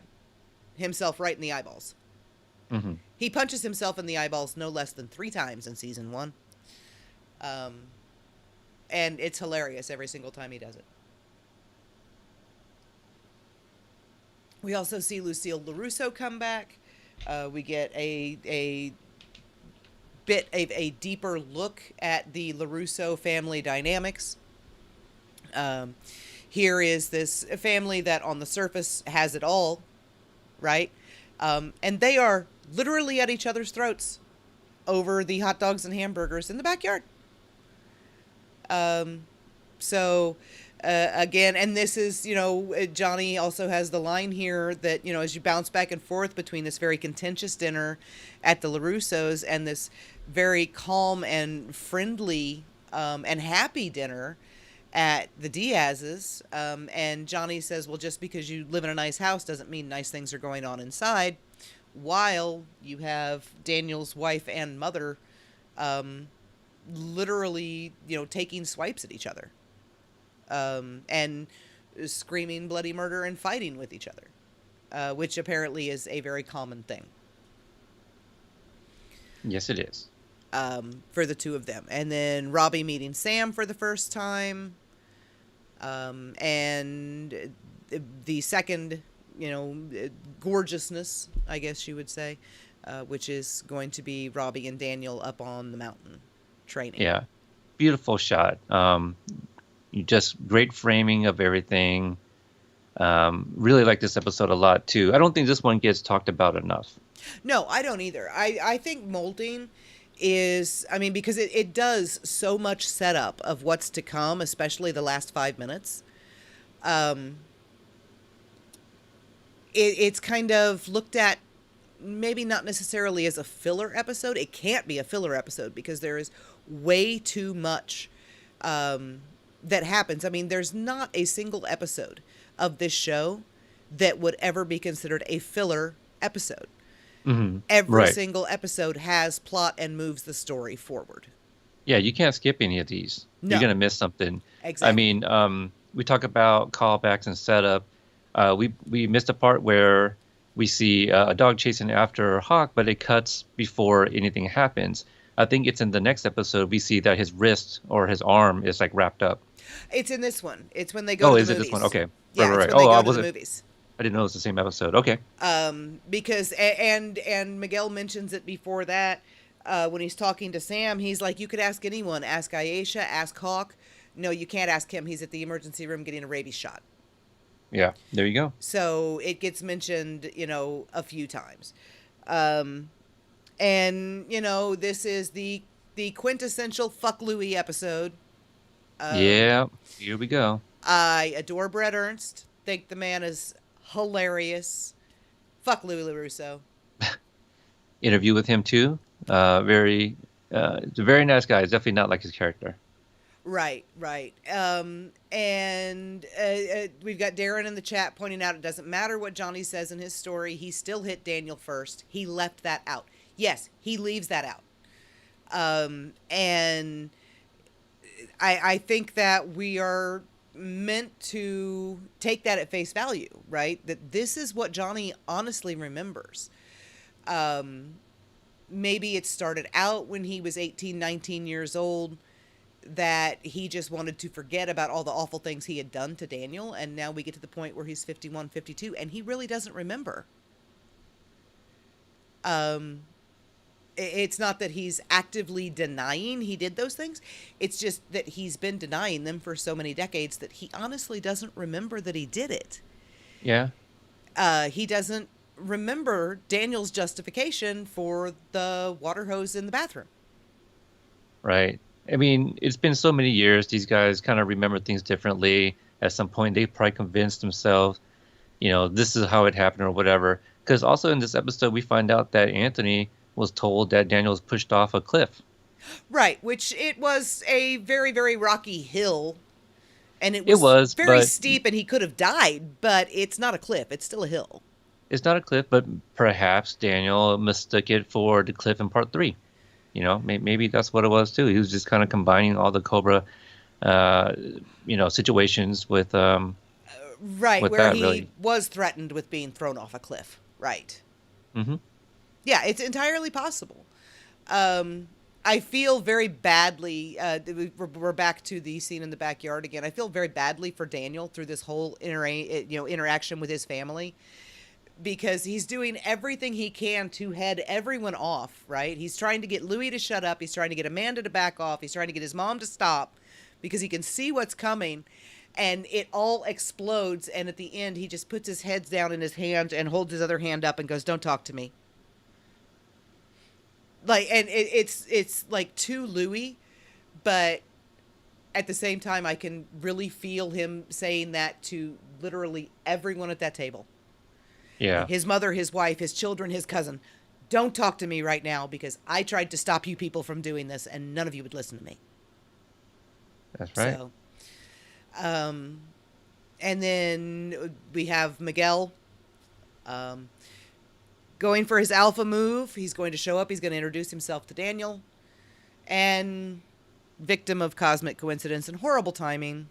Yeah, as it always happens in this universe. Yes. So he shows up to the house, but he hears voices in the backyard, walks around the house and sees that they're already having dinner. Mm-hmm. And he sees Robbie for the first time. And I actually do like the cutscene, the blooper, where Sholo is like, "Why are you hitting on my girlfriend?" And then Tanner jumps up from the table. "You're the kid that was hugging my dad." Because this is where their rivalry starts to be from both sides. But neither one is aware that the other one is aware that they exist. Which is an interesting dynamic to play with, because they don't know that the other one is aware of their existence until the next episode. Mm-hmm. Robbie has his issues and his reasons to hate Miguel, and Miguel has his issues and his reasons to hate Robbie. But neither one of them is aware that the other one even knows they exist. So, yes, Melissa actually just talked about that. All right, so, and then from here, from the fuck Louie, we say fuck you, Louie, because you set the Pontiac on fire. However, you also did send Johnny Lawrence running to Daniel LaRusso's house, and for that, we must be grateful. In a weird sort of way. Mm-hmm. I guess. So we can blame him for all of the bad things that happened because of him, but we also must be grateful to him for all of the almost wonderful things that we got. Well, for the fans, but Right. obviously in their world, it was still pretty bad. Louis doesn't. He's not a very good listener. No, no. I mean, it's obvious that the only person who even tries to keep Louis in line who has any success with it whatsoever is Amanda. He will pretend to listen to Daniel, but he doesn't. Hmm. Which is why he's still running around, with Daniel's name in his mouth everywhere he goes, when he's obviously been told not to. So we get the setup and the almost fight that we didn't even realize we'd been waiting for until we almost got it.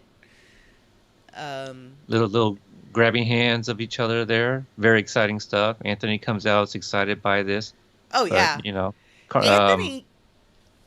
Anthony, for all of his annoying 10-year-old boy traits, adores his father and thinks that the son just shines completely out Daniel's ass. That his dad can do no wrong. right. Um, More orange juice in this screen capture here at the table, dinner table. yes, yes, and It is breakfast though. it is breakfast. Lunch. It's Yeah. a nice breakfast. I don't know whether Amanda cooked that breakfast or Daniel did, but it's a nice big breakfast. Could be Postmates. I doubt it. Yeah. They don't strike me as food delivery kind of people. And there is the angry salt shaker, and almost as hilarious, probably more hilarious than Daniel's reaction to the angry salt shaker is Amanda's, which she's got her head tipped, like looking at him, and then she just kind of leans back, like, "What is he doing?" Right. I mean, that's a lot of salt. It's a lot of salt. He's very angry with that salt shaker.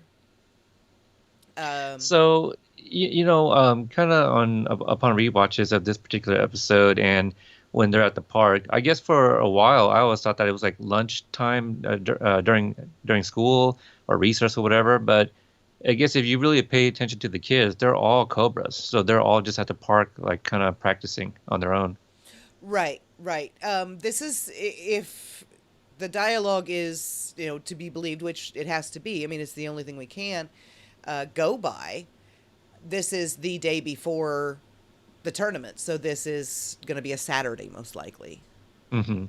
which kind of makes me wonder how many of these kids got completely trashed off their ass the night before and then show up and fight in a karate tournament on a Sunday morning.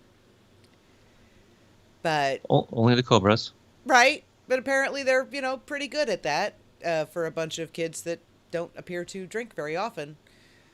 Um, but we've got the two plot lines. We've got the kids. I I don't even know which you would say is A plot and which is B plot in this episode, They're pretty because equal. They balance those plots very, very well. they really do.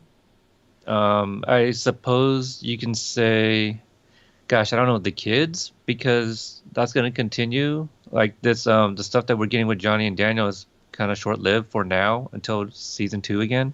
Right, but if you look at audience investment, I would venture to say that more people are invested in what's going on with Johnny and Daniel, That's true. and the kids are kind of an afterthought until you get to the end of the episode and you realize that maybe there is no A plot and B plot. Maybe this is two arms of the same A plot through the whole thing because Yeah, they end up in the same place. I like that.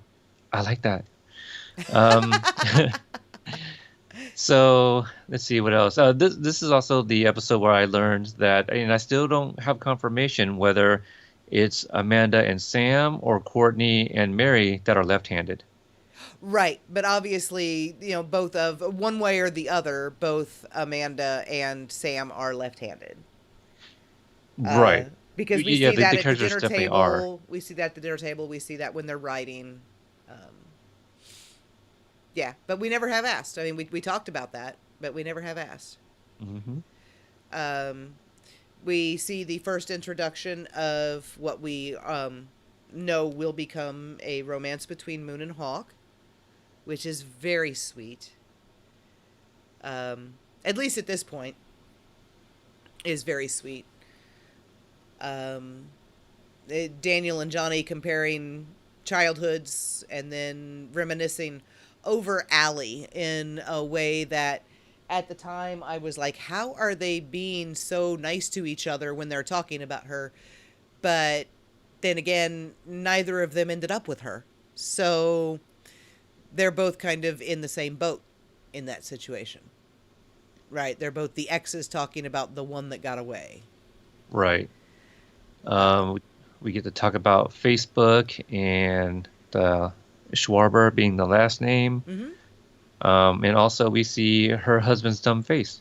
Right, which is what they say it's a composite of like 4 or 5 different people. Something like that. Yeah, yeah, yeah. One of which is one of the PAs, I think that sounds correct. I Kevin, believe the or the name I don't AD, the recall, AD. but I do believe Billy has a picture with him. Yeah, Somebody posted it. I do remember. John might have shared it too or something. yeah. So Because they didn't know who was going to play him. They obviously had not cast him. They didn't know whether we were ever going to meet Gregory Schwarber, so they wanted someone that anyone could play. right, they obscured his face a little bit so that way he can still be somebody. Yes. We do have Wild Man Beyond with the No Mercy Bitch, the front wedgie.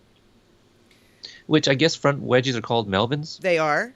Yeah, But I so don't know if they're the same on a woman as for they are on a man. Like a Melvin okay. on a man is a much bigger deal.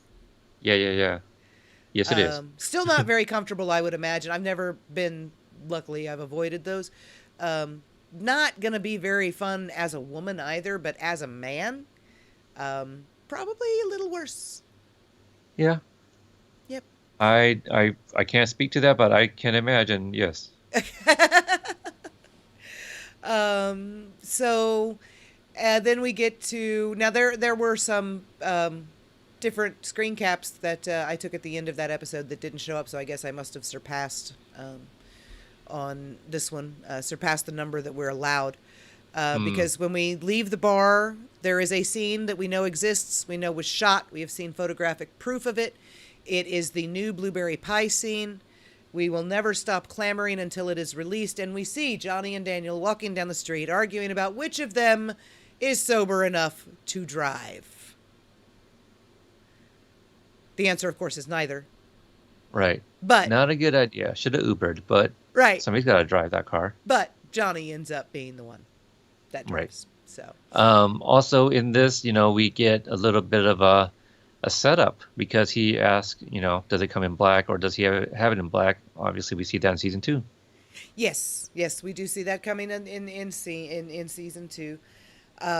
We have another callback to, excuse me, to Terry Silver and Mike Barnes. Excuse me, just a second here.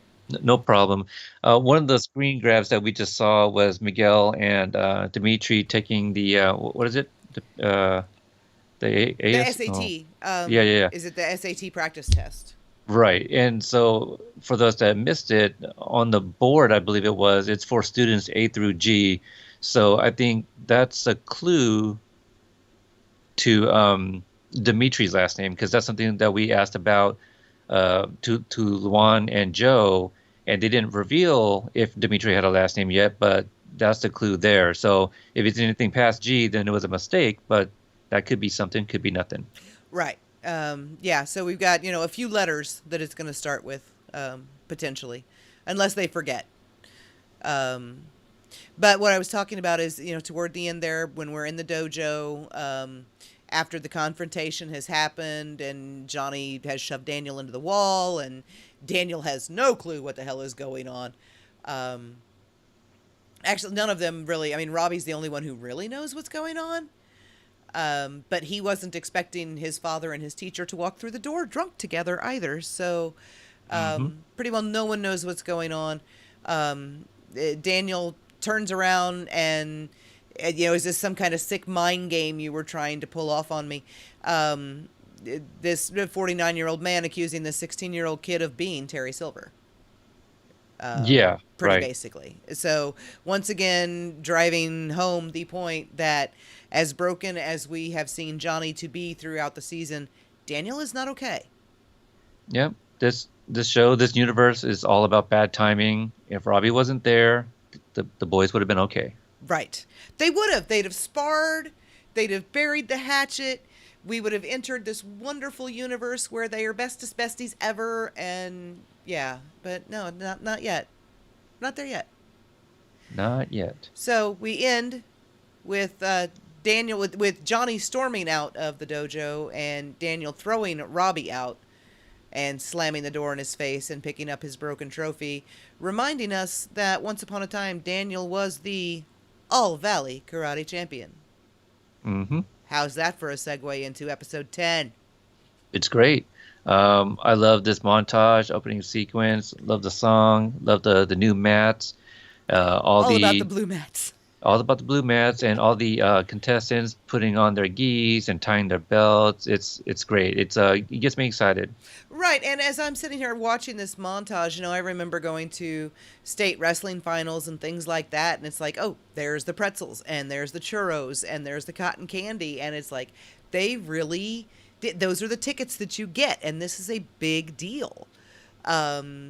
And this feels very natural. This is like an actual big sporting event. It Um, really is. I mean, Amanda said it earlier. That wait, was it this season? Right? Yeah, this season that um, karate in the valley was like football in Texas. Is that right? Is yes. that the line? Yeah, Okay, yeah, yeah, yeah. yeah, yeah. Yeah. She says that to the marketing reps That's right. when Yeah. they say that Daniel's bonsai thing is a gimmick. And yeah, she's like, no, no, no, you have to understand. Um, and there is our All Valley committee, and quite possibly my single favorite shot of the entire season. Um, It's a really good shot. of Daniel standing in Oh, front that of, one. yeah, no, no, not of the. I mean, No, the committee. I love me some committee, but Daniel standing in front of the banner and Ralph looking up at Daniel hanging above him, and just the look on his face and everything, you can tell how proud he is of that. Um, Right. And then there was the deleted scene where Anthony, kind of creeps up behind him and says all these nice things about him just to ask for some money. right, because Anthony makes everything worse. And I can see why they cut it. But right, because it does it's like Takes away from the scene. it's like the music falling off, and it would make Daniel, it would kind of put Daniel in the position Raymond was in, come season 2 in Coyote Creek, where you've got this big build up and this big nostalgic wonderful moment, and then here comes this 10-year-old, and it's just like, meow, and the music just falls off and it kills the whole thing. Right. Johnny is not there yet. The kids are wondering what happened, and Bert tells a story about seeing him peeing on his own car and saying that the world's coming to an end. Yes, we're all gonna die. We're all gonna die. That's We're all right. gonna die, kid. Because Uh, peeing on his own car will definitely show Daniel. right on the license plate. Right. No Who's less. pissed Yeah, yeah. now? I Right, don't right, know, but probably not Daniel, because he has no idea you're doing that. right. You're really just peeing on your own car here, Johnny.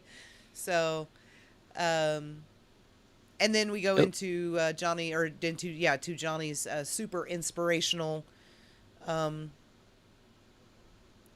pep talk, big motivational speech.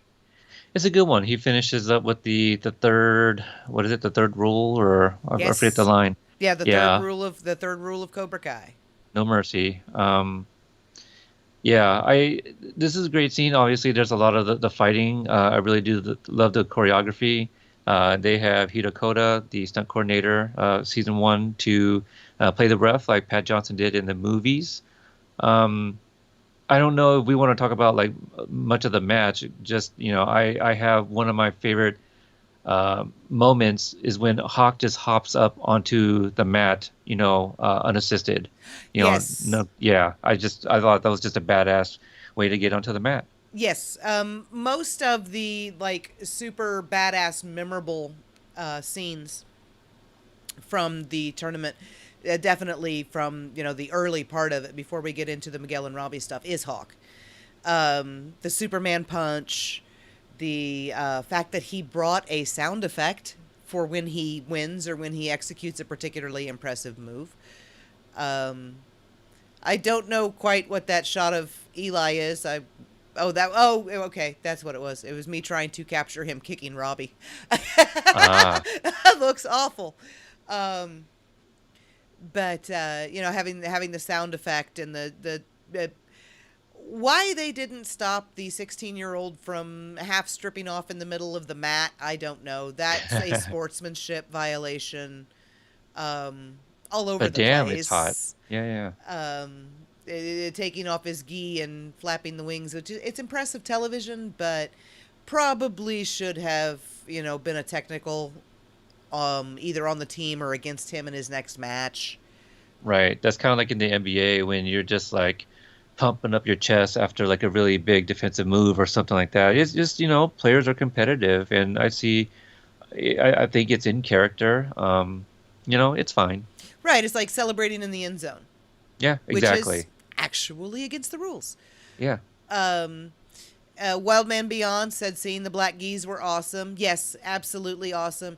As The soon as Johnny entrance. looks up and smiles and says, "No, you're not wearing those," I was like, "Yes, he got them."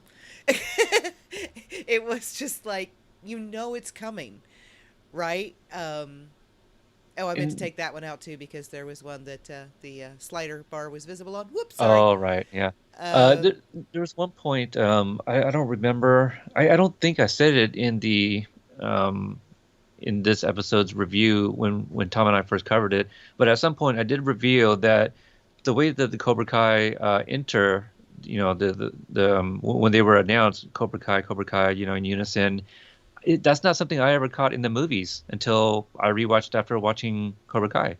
So I don't know what it was. It's a fantastic shot of John G. Avildsen, kind of swooping in the wonder of them entering, right. the All Valley tournament. I guess my eyes were always just following Miyagi, Daniel, and Ali. That I never paid attention to the Cobra Kai in the corner coming in that very same way. Okay, and see, now to me, because I had watched it and had dwelled on it the way you do Back to the Future, um, as soon as I heard them yelling Cobra Kai from the hallway, I was like, "Oh my God, here they come! They're running in," That's awesome. because I just knew that this is their entrance. This is them running past Daniel and shoving him in the movie. Only they don't have anyone to shove this time. They're just coming in. This is their entrance line. And it is an incredibly badass entrance. There are only, everyone else is already out there, already on stage. All of the dojos are already standing around the mat, with the exception of Cobra Kai and Robbie. Um, Robbie comes out by himself and takes a spot over in the corner, and the Cobra Kai come out and do their, the coming out chanting in line with Johnny behind them. Right. And you get another instance of Daryl going, "Badass name for a dojo." Great line. Called back from episode 7. Yes. Aisha gets eliminated from Xander. God, I was all like Tanner? No, No, Xander. Xander. Yeah, Xander, defeats her, Right. and Which I Sam mean, has. but as far as plot goes, um, as much as I love Aisha, she had to lose there because we can't end up with 3 Cobras in the finals. Right, and Hawk gets disqualified. So what do you want? You want Aisha to get disqualified for that? That's not, she wouldn't have done that. Right, right. You can't have Miguel and Robbie fight yet because they're the big one at the end. Um, that Aisha is not going to have a prayer against Miguel, Right. just because we saw how she did. We've seen how she does against him. Um, and if they put her with Robbie, then there's a chance that Miguel maybe doesn't make it to the finals because he's up against Hawk. Yeah. So yeah, I it was think. interesting, and it had to be done the way it was. So Yeah, no, I agree. I think it would be interesting also to see a future episode if the tournament returns. where two of the characters who are Cobras are at odds to that very last episode, or to that episode, and see Cobras go at it. In which case, to make me happy, it would have to be Hawk and Miguel. Even though we've already seen them go at it at Coyote Creek, they buried the hatchet the next day, and Cobra Kai, Brothers for Life, that whole thing going on. I would like to see those two get to it, and really go after each other on the mat.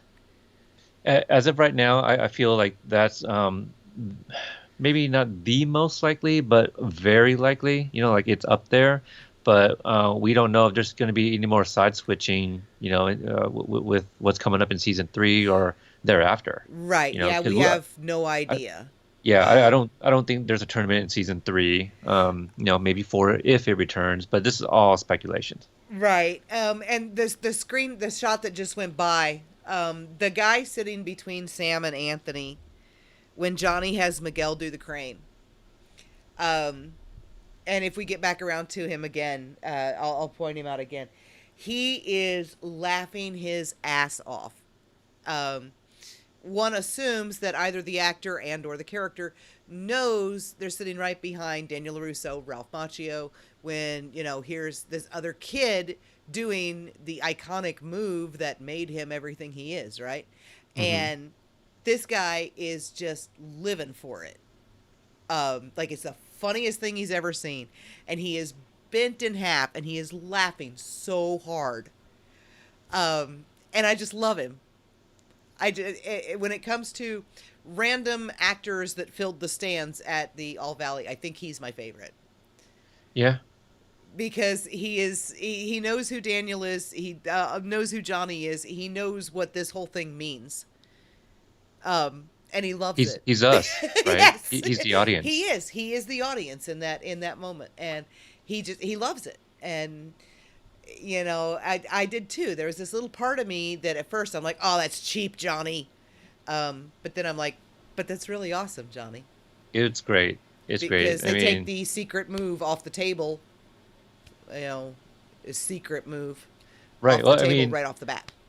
Exactly. It's not like, oh, I wonder if it's going to show up. Boom, here it is, you guys. It's out of the way now. Right. And it's back to those setting up the subverted tropes. And they did that one wonderfully. Right. I don't think we need to get into the hand rub. I think we, all have our thoughts about that. Right. But that was another instance where they set it up and they shot it down. And I think it was funny. I think it was very entertaining that they did that. Yeah, I think my first impression of that scene was the hand rub. Like I get it, and I'm glad that they didn't do it again. But it almost makes no sense why Daniel did the hand rub that way. Because he wasn't probably had no clue what he was doing.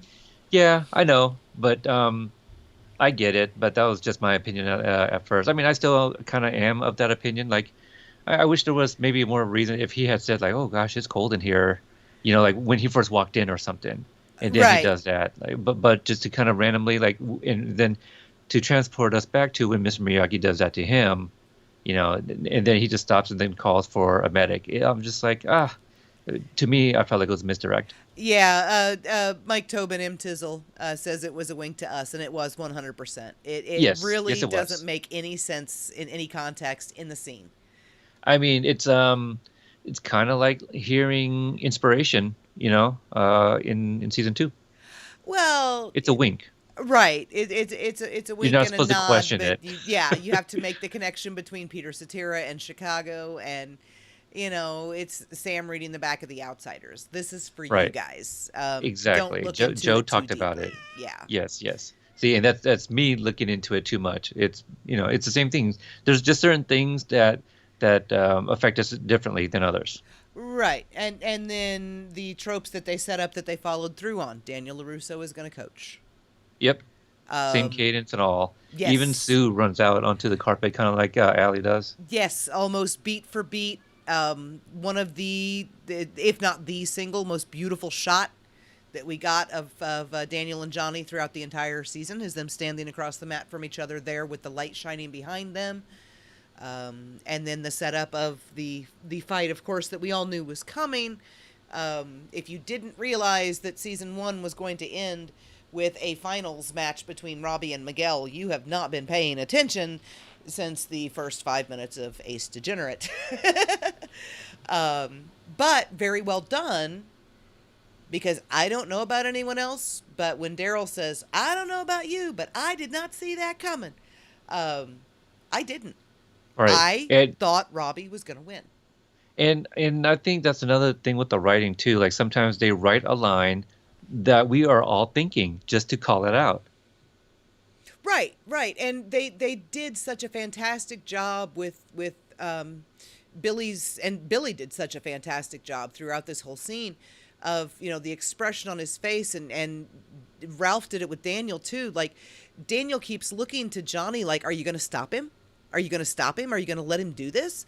And Right. then Johnny's face is like, oh, am I going to let him? I can't let him do this. I got to stop this. Um, so you realize that right here at the very end, even Johnny is not super into the way Miguel is behaving, and even Johnny is not super sure that Miguel is the good guy anymore. Right. So for them to set that up and then to let the quote unquote bad guy win, that never happens. I mean, it does. It does. Uh, But we th- didn't expect it. We didn't Right. expect it When for does it this have for this Empire one. Strikes Back? Yeah, Right. the bad guy is generally not winning at the end of a season, because then what was the whole point of the season, right? Were we supposed to just follow Miguel down this dark path and then he's just there? Uh-huh. Like, what's the point? Um, and yeah, Matthew says that he thought that Miguel was always going to win. Dipstar thought Robbie was going to win. Melissa thought Robbie was going to win. Mikey Graff thought Robbie was going to see. Everyone thought that Robbie, like most people, thought Robbie was going to win. Right. Because that was the direction that they were going by setting him up with this comparable injury to Daniel, and Johnny questioning the lessons that he passed on, even unwillingly or unintentionally, to his kids, and that he turned Miguel into like a pint-sized crease, and that wasn't what he was trying to do. Hmm. And then that's rewarded because Miguel wins. Right. So it like turns the whole universe on its ear. Yeah, a lot is just going on right here. Obviously, Miguel wins, and then his reaction is more like Daniel, as opposed to how things went down with Johnny and Kreese in the first movie. Also, with knowing that Miguel knows Robbie's weakness, his shoulder, and then to see like Yaya and Carmen cheer because that's their child who just won, but like the audience, we know that Miguel kind of did something dirty there. Right. So just a lot is going on in this moment too. Right. And John Wells in the chat brings up, he says Cobra Kai winning is Johnny being redeemed, but I don't think it is. Because nothing about Miguel winning in any way feels like a redemption to Johnny. Johnny feels like he failed, Right. which is why he doesn't stay on the mat with his kids. He chases Daniel and Robbie down. It's the beginning of Johnny realizing he can be redeemed, which we see starting in No Mercy, or in Mercy Part 2. We see that starting in season 2. He realizes that he can be redeemed. But no, Miguel winning at the end of season 1 is not Johnny being redeemed. It's actually Daniel being proven right, Right. which is that Cobra Kai is not good for people. Wild Man Beyond says that we forgot about the warm one arm kick. I know that it was one of the screen grabs that we have. Yes. Obviously, Robbie, his one shoulder is hurt, and they did set this up earlier when they referenced Luke at Dagobah, right, with Yoda, all of that. So Daniel's doing that move, and then he also tells Robbie about the one arm kick, and we see Robbie do it with this skateboarding sequence in this episode, or is it the previous episode? Different but same. It's the cold open of different but Okay, same. that's right, the very beginning. Yeah. So yep, so Robbie does do that here. Your thoughts on that move? Uh-oh. On the one arm kick, it was Yeah. impressive. I'm gonna have that one of those things where I don't know how to hang up.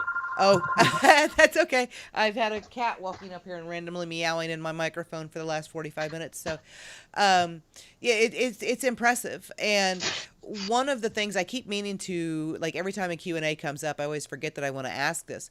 But it's along the same lines as, when we were talking to Jeff on the trivia about the fight on the beach in season 2 and how many times you can see Ralph's face executing some of those moves and trying to understand why, other than the jump off the deck, did he have a stuntman? Hmm. Because he can obviously do it himself because he did. He's the one who flips Cruz's stuntman. He's, you see his face for all of this. You see Tanner's face when Robbie puts his hand down on the mat to go up into that kick, and you see Tanner's face coming up from the one-armed handstand when Robbie stands up. Yeah. So I really want to know, is Tanner at the end of the day physically capable of doing that? I am fairly sure that the shot from the back, where you see Sholo getting kicked in the chest, I'm pretty sure that was a stuntman, just for no other reason than the control. They wouldn't have wanted Tanner coming up and kicking Sholo in the chest and potentially breaking his sternum. Right. They would want someone that would know how to control it, so that didn't happen. But I want to know if Tanner is actually capable of doing it, because I I think do he wonder. is. Yeah. Yeah, but I also wonder if there's any wire fu, going on there as You well. mean like there is in both handstands? Yeah. Yeah. Um, a little ridiculous looking, more so with Daniel than with Tanner. Or Robbie. I never do that. What the hell? But more so with Daniel's than with Robbie's. Robbie's looks, I think, a little bit better just because he's kind of off balance, you know.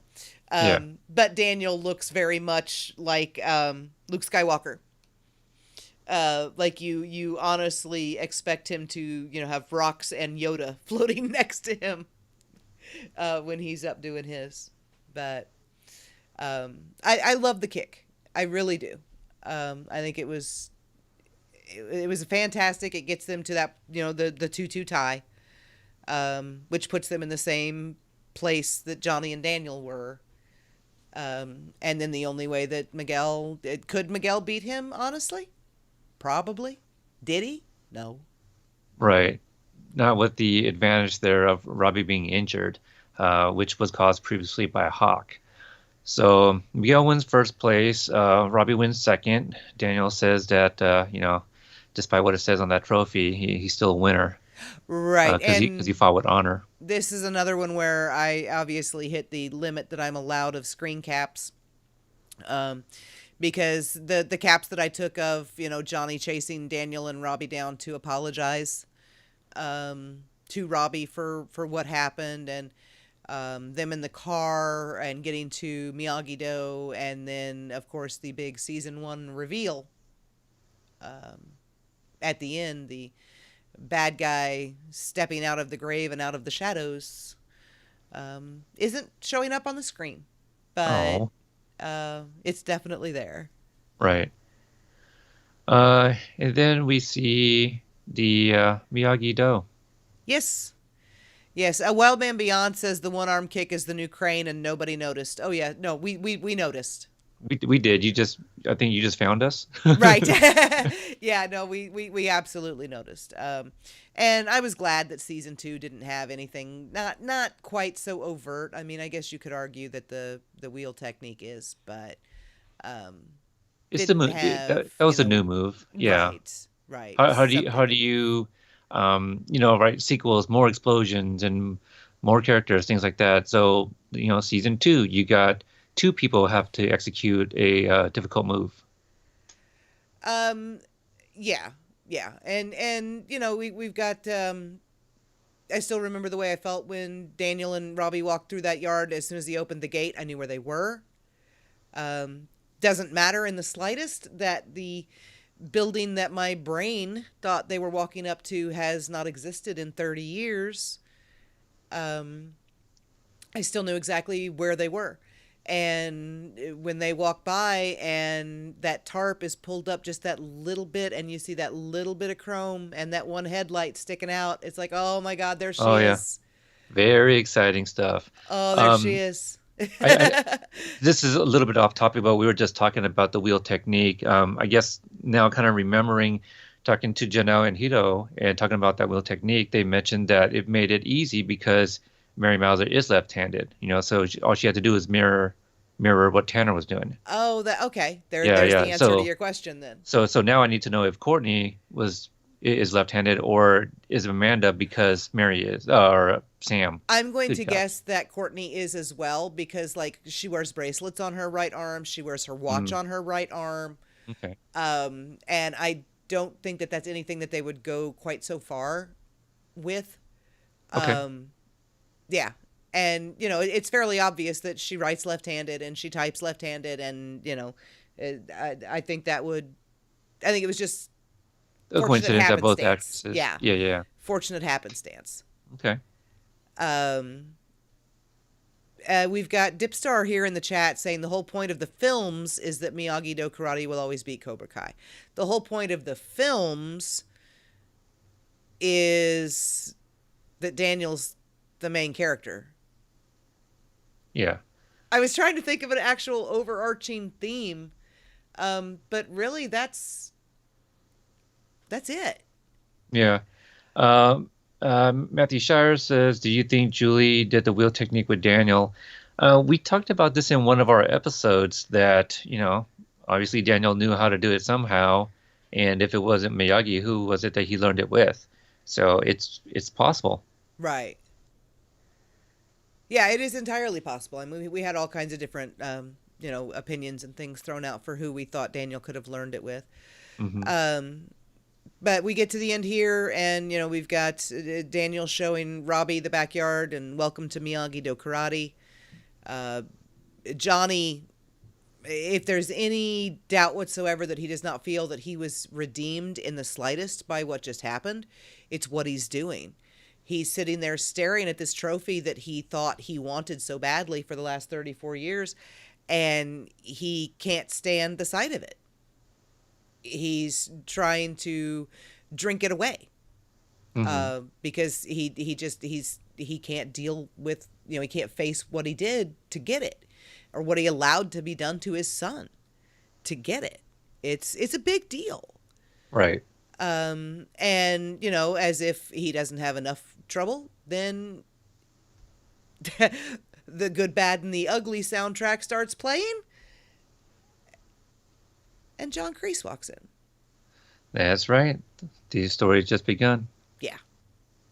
So, big reveal. I was surprised. Lucky for us, the one dayers, whatever you want to call us, the OG Cobras. I was not spoiled by that, so it was very effective, and I could not wait for season two. Right. Yeah. I was consider us those of us that saw it originally, or that were somehow fortunate enough to avoid being spoiled, because I know that by the time Real Rejects got around to watching it, by the time Late to the Party got around to watching it, they honestly didn't know how it ended. So their reactions are completely and totally, what's the word? Sincere. Uh-huh. And they're so much like mine. Anyone who wants to relive it, because we have so many years history with this show, that it's really, really hard to reach back and recapture those feelings. Definitely look up Lake to the Party and Real Rejects and watch their reactions, because like in every instance they reacted the exact same way I did, and it makes you feel that way again.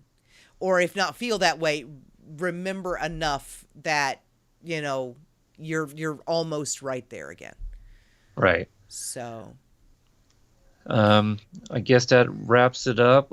We did kind of promote some things coming up here at the top of the show. Did you have anything else you wanted to comment on before we end this? Um, no, not really. Okay. We've got to figure out when we're going to do this for season two, as I go back through um, the episodes here on the way back down. Um, Definitely not too soon, but it will be right, coming. but yeah, but because we want to, uh, the give recaps for the new people. If you want more of a deep dive again into the episodes, a bit more in-depth analysis, those are on the audio podcast. Should hopefully be making their way over to the YouTube channel. No real timeline on that, but should hopefully be coming over at some point.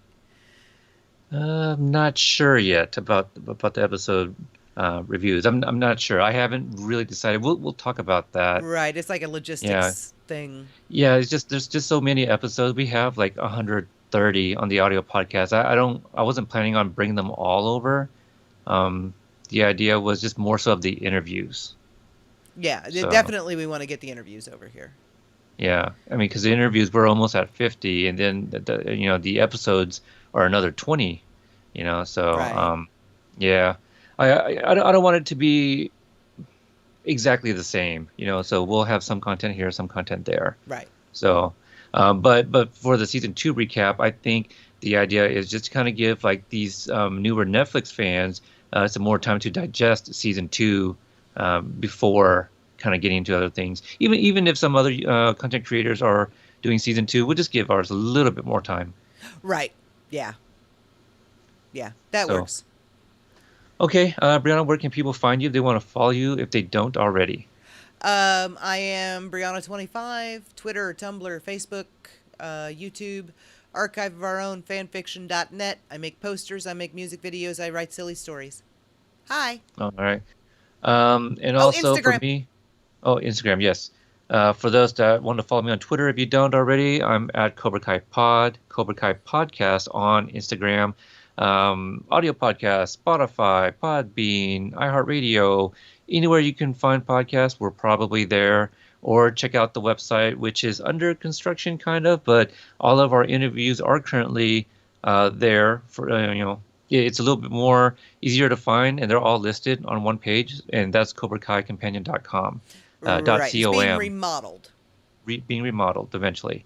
So that's going to do it, you guys. Thank you so much for tuning in, and we'll catch you next time. And while you're here, don't forget to like, subscribe, and hit the bell notification so you find out anytime we go live, which we do sometimes with, less than a moment's notice. So, Yes. Yep. okay. All right. Thanks, everyone. Bye.